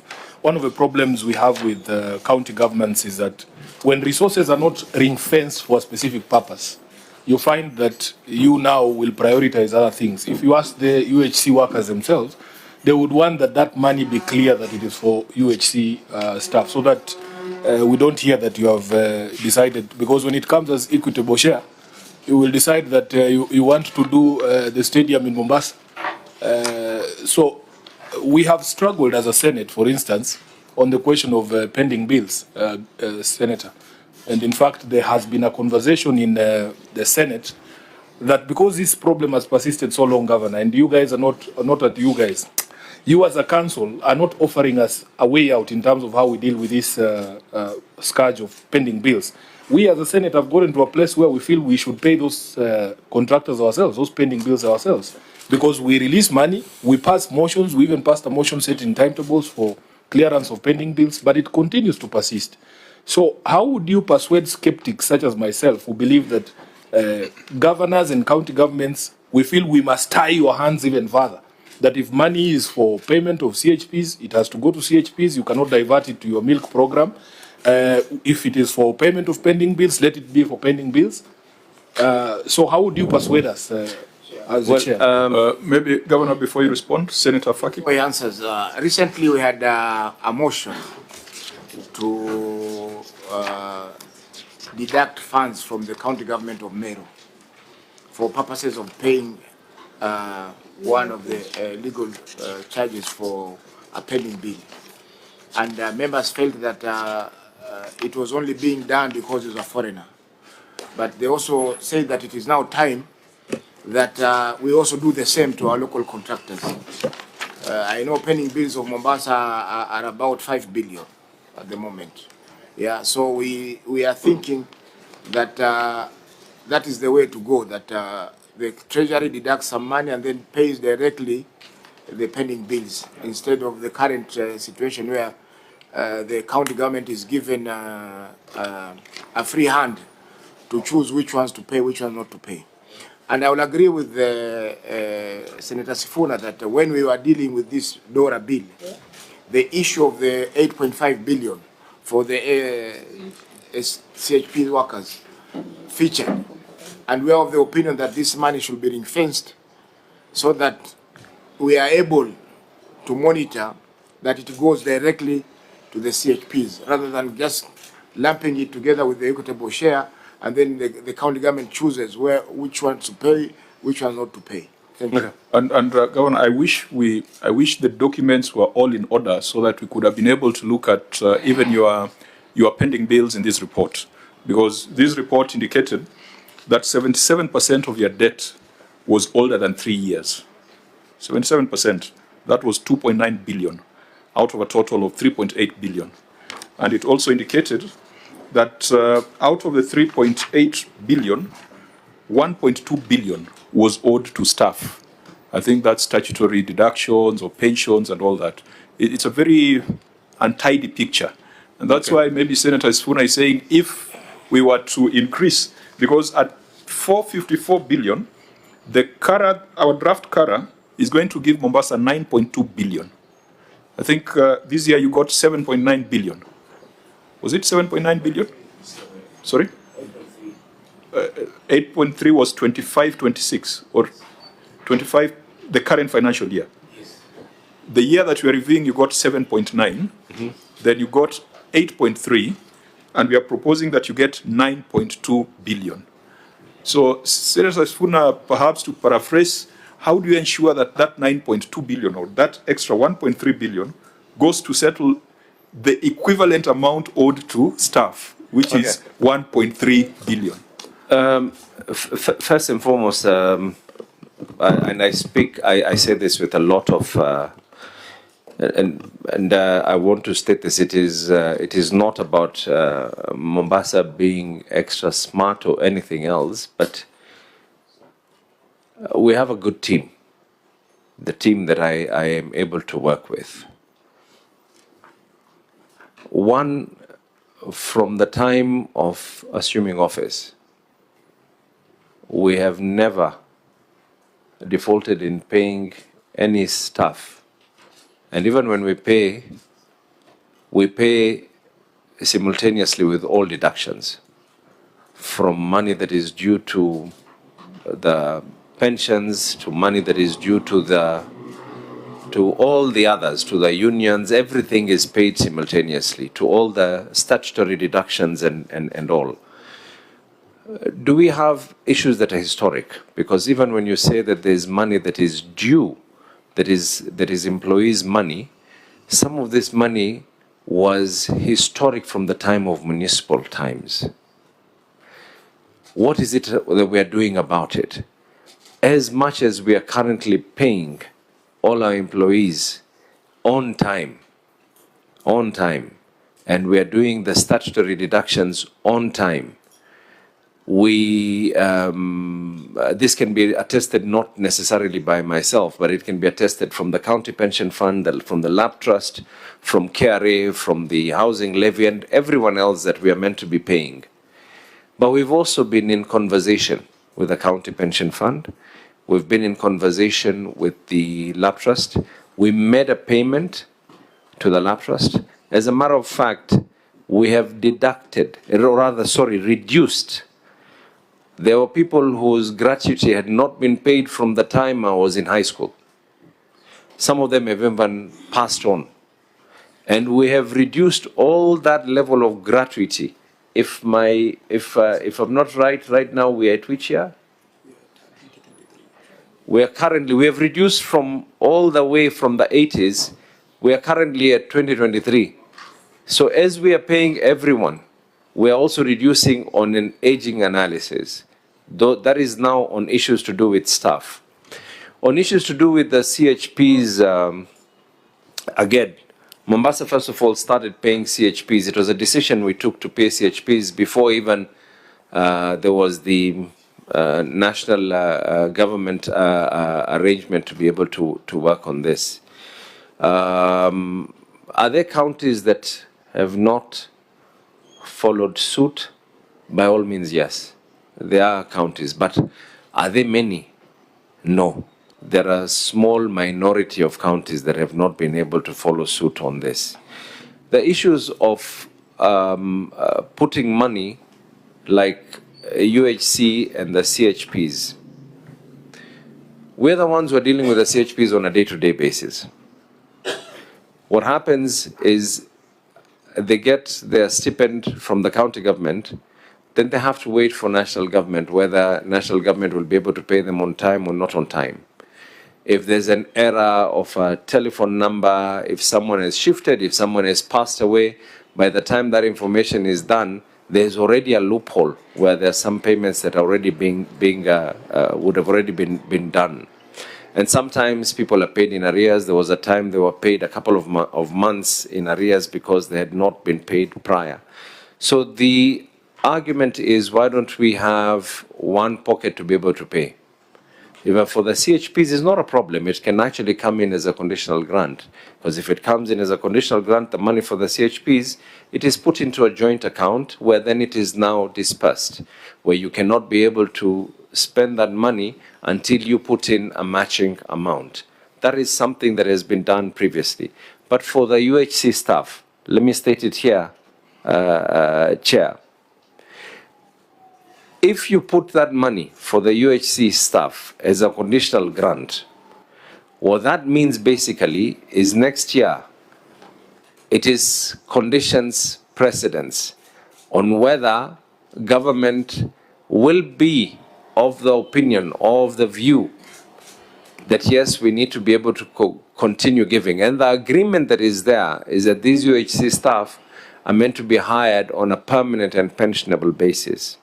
So if you provide funding to pay their salaries for 1 year, and then counties have gone and absorbed them on permanent and pensionable, and then the year after, someone says that no, we should not be paying this conditional grant anymore, there are counties that are going to, on the flip side of things, there are counties that are going to be in quite a problem. Collectively, these figures just for the UHC staff is 8.9 billion. Unless, of course, the conditional grants come in, and then in the wisdom of Parliament and in the wisdom of Treasury, by the way, this is not even an argument by ourselves. This is an argument that the Ministry of Health actually wrote to the Commission for Revenue Allocation, indicating that when they are doing their proposal on what should be the revenue and the equitable share, they did do this. There's a letter that was done by the Ministry of Health indicating that they need to include that 8.9 billion first. Now, Governor, you have a lot of background on this as a chair of the Health Committee. I think let's come back to the numbers, but we hear you. Your contribution will guide us when we are making our debate on the matter. We thought that ring fencing it would be to give hope to the UHC workers. We've thought that ring fencing, we must find a way of ring fencing an allocation for settlement of pending bills, but we are also aware that budgeting is the domain of the county assembly.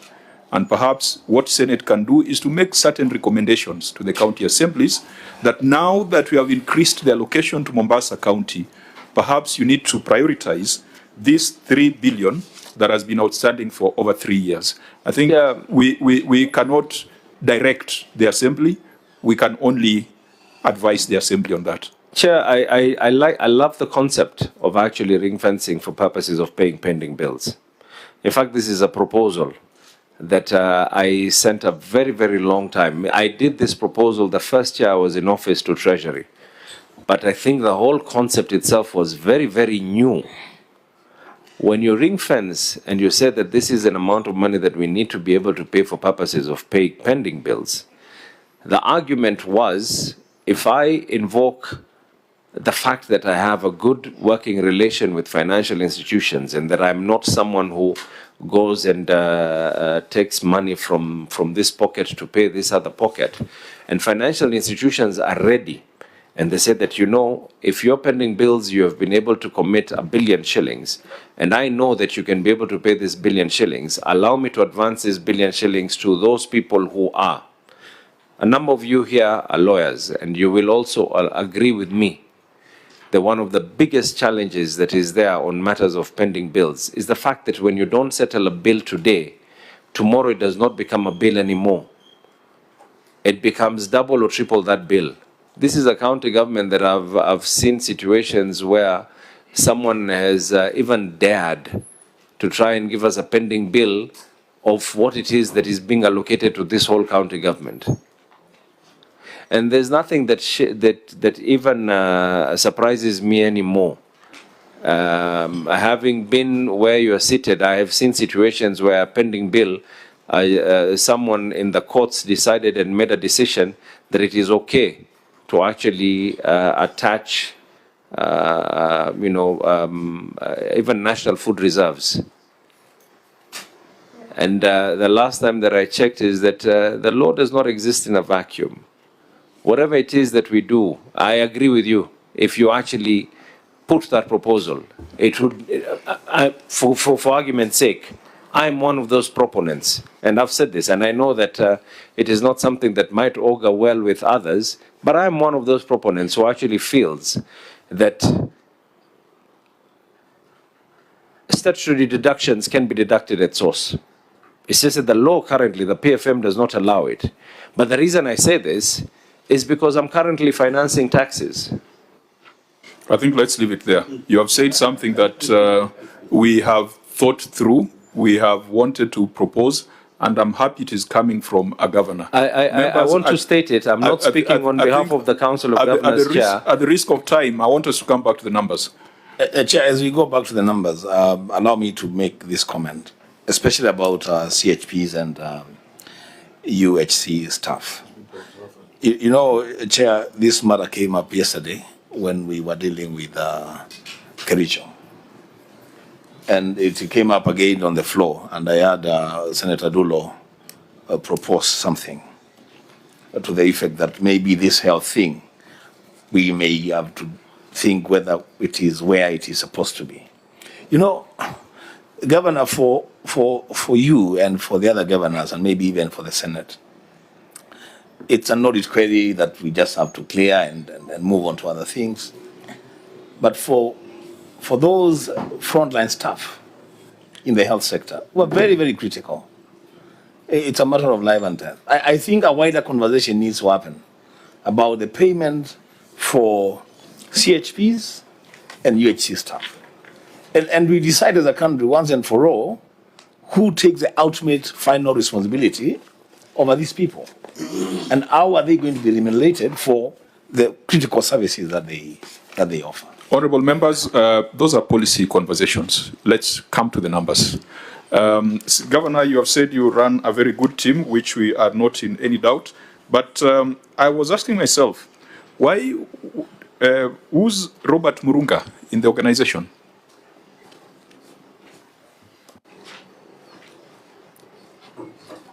He's the Assistant Director of Finance.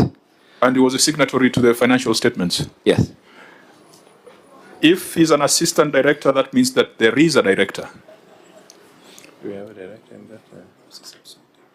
No, we don't have a substantive. You will, and I know the next question will be why. Allow me to be able to just give it up this is a county chair that we have a lot of people. There's attrition, then there's many other factors that are involved. Two, you will also agree that there's an independence of the County Public Service Board. There's been a lot of adverts that have been going out, and I think, if I'm not mistaken, this is one of the adverts that have already gone out. It is the purview of the County Public Service Board to be able to fill that position. I was happy to hear someone introduce themselves as the chair of the audit committee. I hope the internal auditor is also part of this delegation. Internal, that's it. Are you substantive? Substantive or assistant? Okay, that's fine. Members, let's go to the report on the receipt of revenue. The report on the receipt of revenue indicates that Mombasa had planned to collect 6.9 billion Kenya shillings, and Mombasa only collected 4.8 billion. There was a drop. You only realized 13% of your target. And you know, earlier on we were talking about the agricultural producers, the Kongowea markets, which we shall not go back to. But what was the reason given by the receiver of revenue for the significant shortfall? Market fee collection fell significantly short of the target. This may be attributed to a combination of underperformance, enforcement, temporary closure of markets due to structural upgrades, or health and safety issues, and possible revision of market policies affecting collection efficiency. On this one, Governor, is it possible, because you have your markets, you know them, these ones all need to be mapped, and you know that market A, this is what we collected last year, this is what we collected this year, and this is the reason for that shortfall. I mean, as a business owner, you'd ask for that information, isn't it? And markets is emotive because it's small money from our people at the base of the pyramid. And I know those are the people who form the bedrock of your support. I know they're the members of your political party. I know that they're the members or they're the people who support you. If they have an inkling that whatever they are paying is not being accounted does it for... mean members of ODM are only at the bottom? They are also up. Yeah, we are a mass, it's a mass movement. So it's from bottom up? Yes. Okay. So you see the sensitivity here, Governor, is that we wouldn't say that your explanation is sufficient. You would tell us in Kongowea we shut down, and therefore there was a drop. In Market B, there was some policy, and therefore there was a drop. Because you collected 59 million, but prior year you had collected 62 million. Is this also system related? A difference of 3 million shillings. No, it is not system related at all. Chair, I will give you, first of all, with your indulgence, a market has a very motive. To go and send people or auctioneers and say that you are removing people because they have not been able to pay for their market stalls is not something that anyone would, in the right sense, really want to be able to do. Did we have a challenge in being able to receive that extra 3 million from 5962 and we ended up collecting only 59? Yes. Remember, it's 13% of your own target. That 59, it's 13%. Yes. Yep. And the target is always based on many factors, including the fact that what is the space that we have out there, what is the capacity that we can be able to do. There are two issues, Chair, that we want to be able to try and do. Again, this is futuristic. It will not be able to cure the fact that we were able to collect less last year. One of the things we tried to do when we got into office, and which has prompted us to do the second option that is there, we tried to find out who are the true owners. Who are the true owners of those stalls? Some of those stalls were given to individuals from the time of municipal. Figures and pieces of papers that have since gone missing. It is for you to actually be able to know who is the true owner of a stall here is as good as it's really as good as impossible. Chair, with your indulgence, I have a problem. Just with the indulgence. Senator, what's the point of order? Governor, it is the issue of governance and leadership, because you have been in office for the last 4 years. This is your third financial year. I thought if we were in year one when you took over, and I know you took over from a friendly county government, I thought these are basics that you should have done, because what you should be telling us, and I agree with you, is maybe you don't have enough revenue officers who can go out. The issue of management and structure, because you have receiver of revenue here, you have town managers, you have people who are in charge of those stalls. We are not saying you should be there personally, because that is not how the government works. It works by power delegation. So if you are telling us that if somebody was given a space in Kongoya market in 1960 to their grandfather, by the time you go and look for them, by the time that will be 2030. So, Chair, I think, Governor, just be truthful as you have said. What is the real problem? Is it poor governance by your town managers or the administrators you have who runs these market stalls, or is it lack of revenue officers? Do you have a challenge with enforcement? And every Kenyan, I want to defend Kenyans, every Kenyan know that they have obligation to pay. Even if this shortfall of 3 million, even if they are supporters, they know by the fact that I have stole XY, I must pay for the service of using this. Because they know if they don't through the HIV, they don't pay for that service, they will not get a service where you give them sanitary, water, electricity, and other factors. So what is the real challenge, Chair? Because from me, Chair, where I sit, and I wish the Senator of Mombasa would be listening to this, is the issue of governance and leadership. It is not even about collecting, because if you hear what... So does it mean the previous county government did absolutely nothing by ensuring that you have updated collection form of register in markets?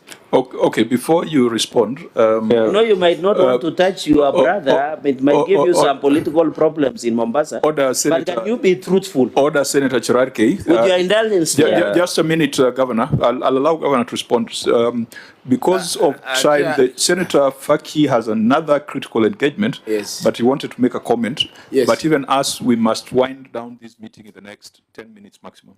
Chair, first of all, I want to say that Senator Chirarke is out of order for implying that the governor is not truthful.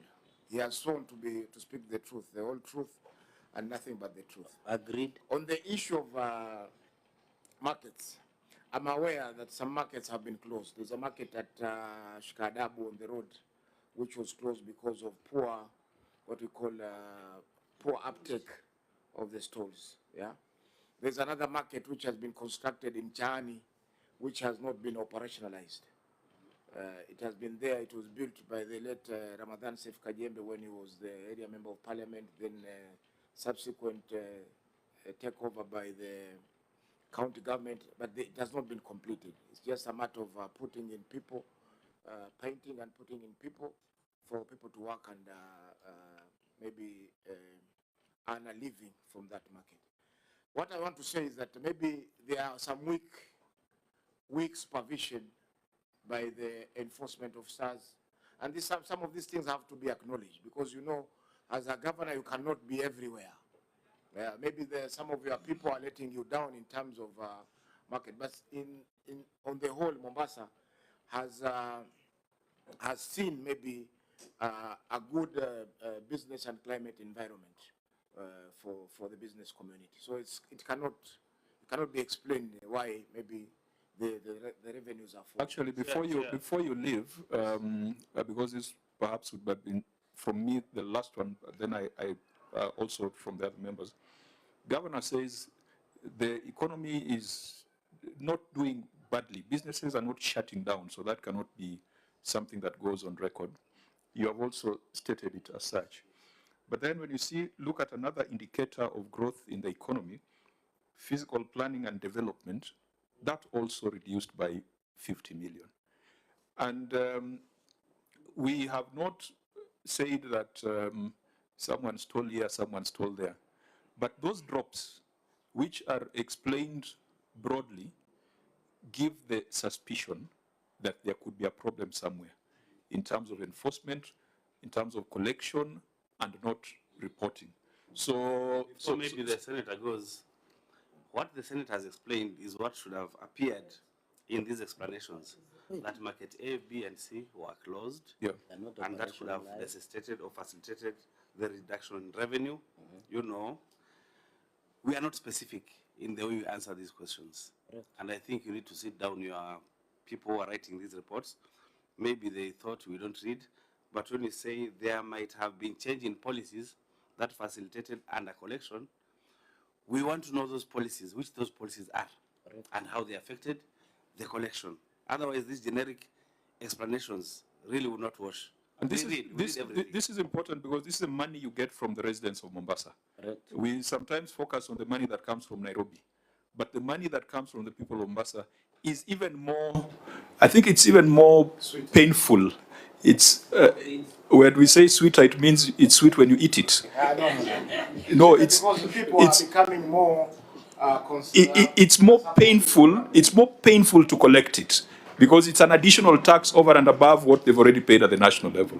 Now, I think we have demonstrated the problems here on your revenue reports, and you have also undertaken that you're going to have a conversation with your people.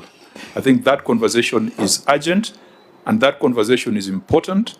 We will make very specific recommendations.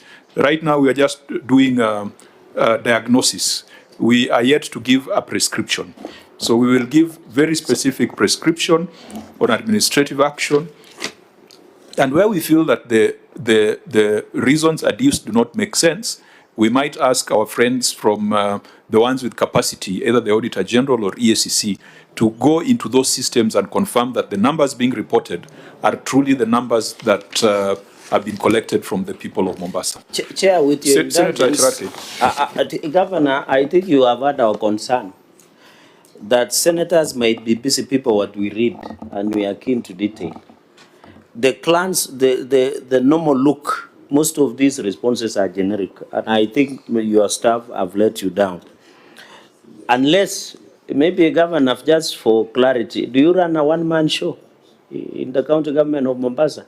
Just note it somewhere so that I finish. If I did, I can assure you that we will not be having any misreporting. Then you should run one-man show so that we get the correct answers. Anyway, that is something you need to, and you are a leader, you need anybody who doesn't perform, show them the door. Mercy is only will be shown in heaven, not in numbers. So my only concern, Chair, is can we have the governor on this receiver of revenue, because I'm dissatisfied and I'll be moving the committee with your indulgence. The governor should be given opportunity to go and relook, give us specific. For example, your senator has just said Shikadabu market because of challenges. We know Wananchi would want near the road, they want a strategic place, it was closed down. That is a valid reason, even OAG will take it. The issue of maybe Chani, maybe it's not fully operational. Those are challenges that we need to be specific to alleviate our concern of this drop from projected 6.9 billion to 4.8 billion. If those details of market fees, and I'm surprised in physical planning and development, because the last time I was in Mombasa, Chair, there's a lot of development in Mombasa. And some of us even have interest.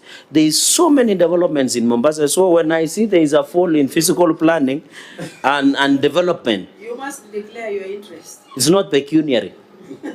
It is development of Mombasa County. Yeah, I think it's a fair observation. It's a fair observation. You go to Nyali, you can yeah, see you can see. an upsurge I know, of, Chair, maybe activity. Nyali is your favorite sport.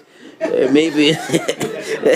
No, I don't know why did you mention Nyali. So, Chair, I don't know what happens in Nyali. I only know Mombasa town. So, Chair, my only concern is when there is a drop in physical planning and development. If today I come to Mombasa and tell people we are not collecting money, they will be shocked because they are seeing buildings everywhere. There is affordable housing and many other things that these fees, unless you are waiving some of the national government projects, you can give us a reason. For example, under affordable housing program, maybe with your partnership with the national government, there are some fees that you waive or something. So, Chair, I think the explanation of shortfall of over 2 billion, missing the target, has not been addressed. And with your indulgence, I would move the committee that as we retreat to write our report, can we give time, Governor, to go and give us specific answers, and then we can come back and allow him to give us now the absolute truth.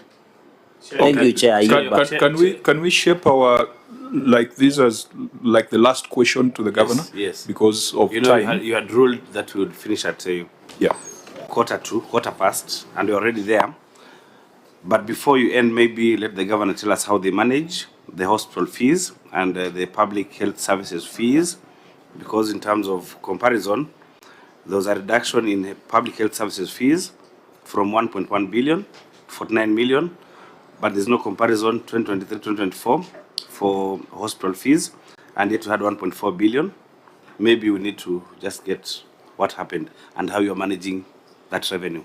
Okay, again, Governor, there are very huge variances, but I think... Chair, with a lot of indulgence, I'm not doubting your capacity on how you're chairing, but I think it is only fair.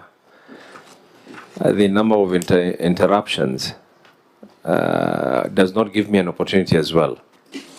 No, that's why I've directed that those be probably the last round of questions. I'm more than willing so that you are able to respond. If the senators want, because the beauty of a question is to get an answer. You might not be able to agree with me, but then that is the whole essence. But if we are going to interject each other, and Cheryl, you're right, I also chaired the Public Investments Committee, and I also had to one too many times put members in order that it is only right for some. I think, Governor, that's sufficient. This is what I was saying. The information Senator allow me to chair has been the sharing meeting. this committee for 15 years. And that's why I said he's doing a very good job. He's doing a very good job.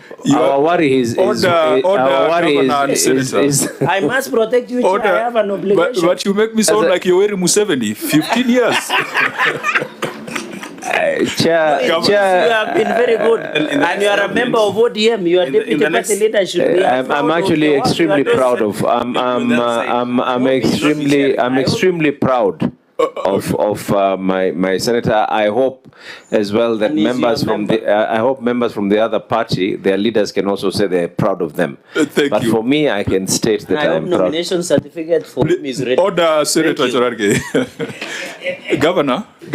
Chair, allow me just to be able to take. Let me explain some of the issues, and because this goes hand in hand, the issues of physical planning. If you look at the amount of approvals that were actually done, if you now go back into the nitty-gritties, how many approvals were actually done over the number of years, you will see that the approvals have actually gone high. Our plan probably was that, instead of buildings being built 30, our hope was that there will be 30, I'm giving an example, 30 buildings to be built in a certain area. There's a possibility that instead of 30, developers opted to do 26. It does not mean that last year they did 30 and they dropped to 26. What it means is that what we were anticipating was not as high as we thought, but it does not mean that there's a decrease. Actually, if you look at it in terms of the number of developments have actually increased.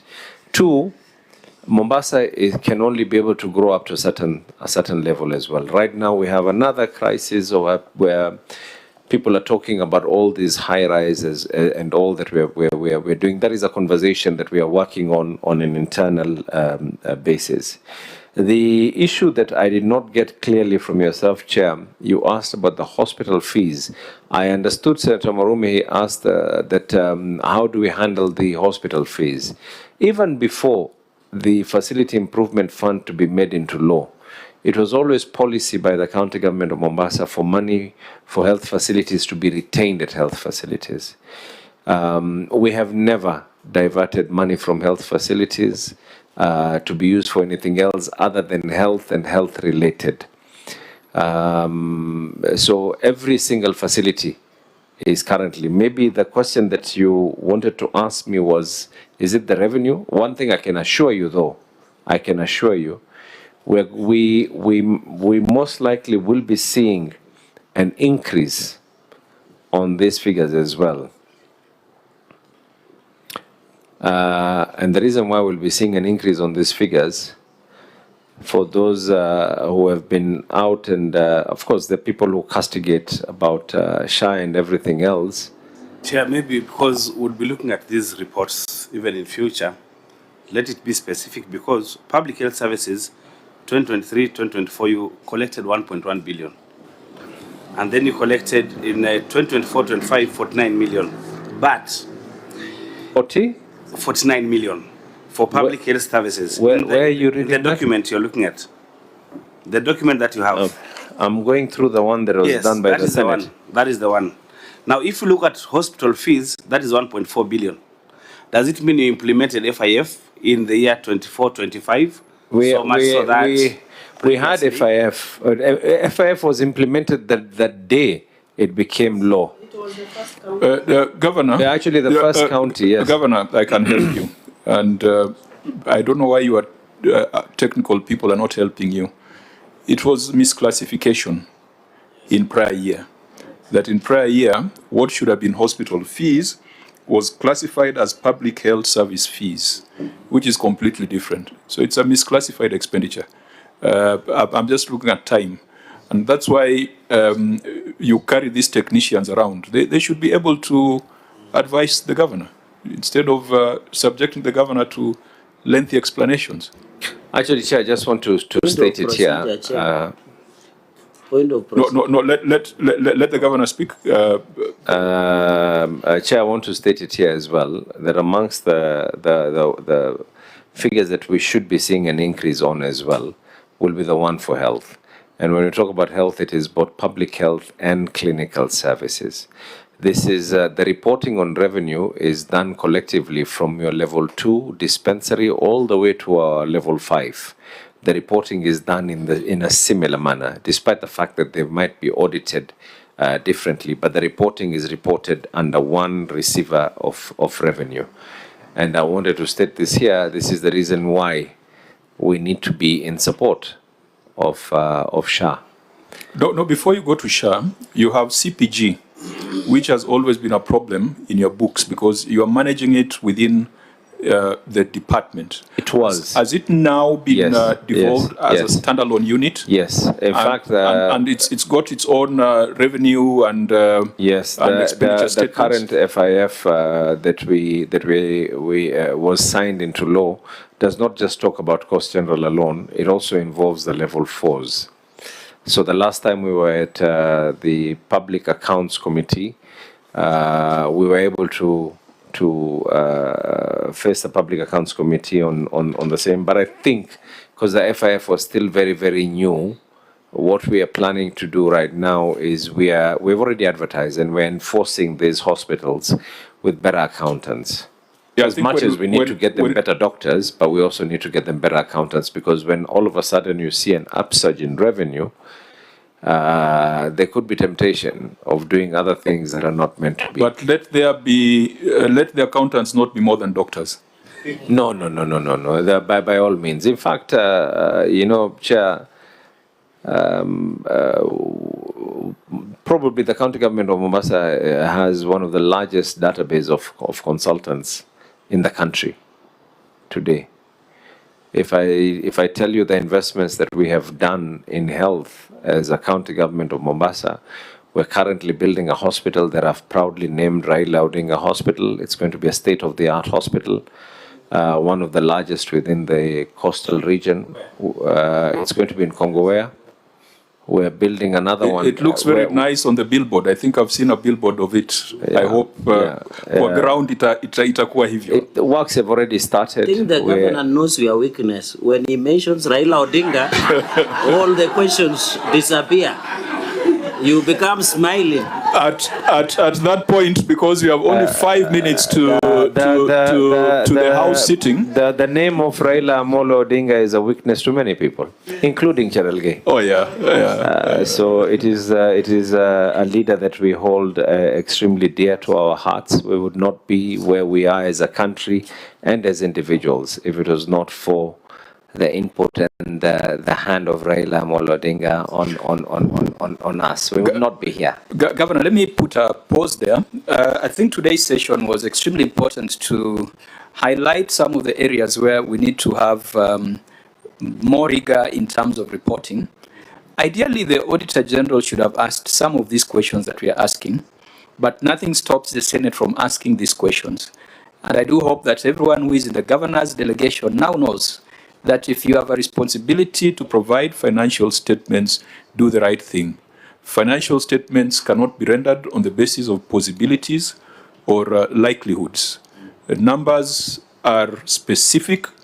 If there are shortfalls, they must be explained under the government of Mombasa. There were several paragraphs on systems, which I think by and large, Governor, you have alluded to some of the challenges you have had with systems. Time will not allow us to interrogate them, but also because at the beginning we indicated that we had a small challenge with the county executive report, which was not a challenge of your own making. It is our internal problem.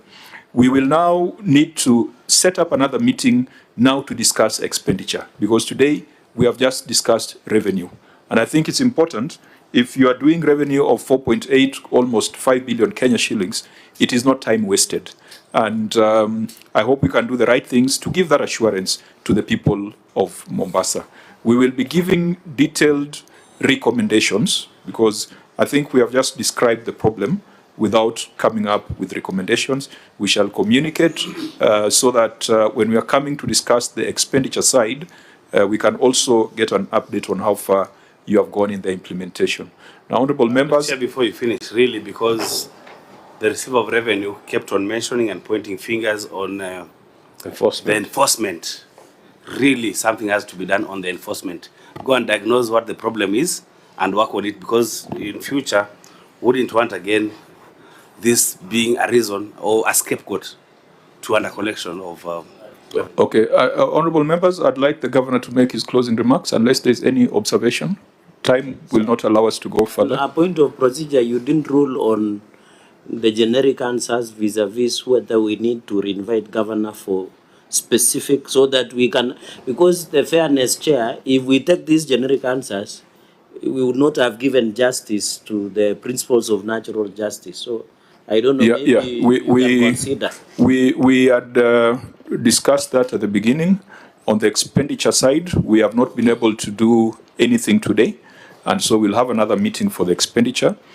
But we'll also, in that meeting, we'll also follow up on the issues of revenue that have remained unaddressed, and we hope the governor will also appraise us on the measures that he has taken, be they administrative action, be they policy changes, to ensure that some of the things that are described generically here do not recur in future. Governor, your closing remarks? Even though, just a second. Auditors, is there any challenge you're having with regards to Mombasa? I know you're about to do the, you're about to go in for the 25-26 audit. Chair, we don't have much problems. I think the county is cooperating, but we are persuading our governor to honor your summons. Because I think last year there were about 5 or 6 summons which were not honored. And this year I think 2. So we are persuading him to work on that. Yeah, because when we have that conversation, you know, a lot of things emerge. In fact, if you'd have come before 31st of March, we'll have already done half the work. Or this is when now we seem like we are starting. So on that, the governor has a constitutional obligation to appear before the Senate, and I think he has done the right thing by coming here. It's not something we need to negotiate about. Governor, in closing.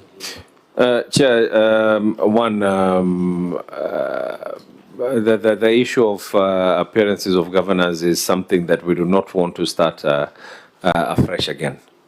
Let us just agree on that matter. It is something that at high top leadership level we were able to discuss, and I think we're moving forward. It was a collective decision. Moving forward, let us just agree on what needs to be done. But secondly, Chair, which is good, it is the role of the auditor to actually look at revenue streams that were not able to perform. But then what was not highlighted was revenue streams that actually outperformed, which is natural. Audit is exception. Yeah. Which is natural. The direction in which the county government of Mombasa is taking is we have to move away from the traditional ways of doing things. It is not sustainable. And a classic example, you asked about physical planning. Yours truly pushed something from the office of the Prime Cabinet Secretary to the the Attorney General, all the way up to Summit, on issues of how do state corporations that they're actually meant to pay, including the people from affordable housing and all. I had a meeting today morning with the CS for Treasury on how we can ensure that state corporations chip in whenever they're doing any developments. All this is an issue of how you're going to increase your own source revenue. We have an agreement right now that got the blessings of PPRA and got the blessings of everyone else, every legal entity, on allowing Kenya Ports Authority to be able to be a collector of revenue on our behalf because of trucks and all, which we have seen an increase in revenue. We are putting in CCTVs, we are digitizing, we have advertised. Currently, as we speak, we are digitizing our own internal digitization system for the health, which is going to be a whole comprehensive, the contracts were just finalized, I think, 2 days ago. So they're starting right now, and they've given me an indication that within 3 months we would have seen some great impact on what needs to be done. And are we wrong to say that we are over-projecting? Because if you look at everything else, the biggest issue that is being raised by the auditor is that the county government of Mombasa has over-projected of where they want to go. It does not mean that we have collected less than what we did last year, year before, and so forth. Again, we are proud that because of coming up with innovative ways on how we can be able to collect revenue, today we are collecting revenue without necessarily having touched our Finance Act. It's just how do we maximize on what needs to be done, bearing in mind that you already have certain systems. What systems can you be able to be able to put into place? So are we going to see an increase? Yes. Will we see a possibility that we are again over projecting? Probably because I'm over ambitious in nature. I'm over ambitious in nature.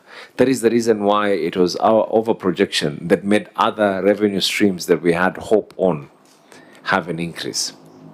If we did not, then even those revenue streams like parking and other revenue streams that are there would not have seen.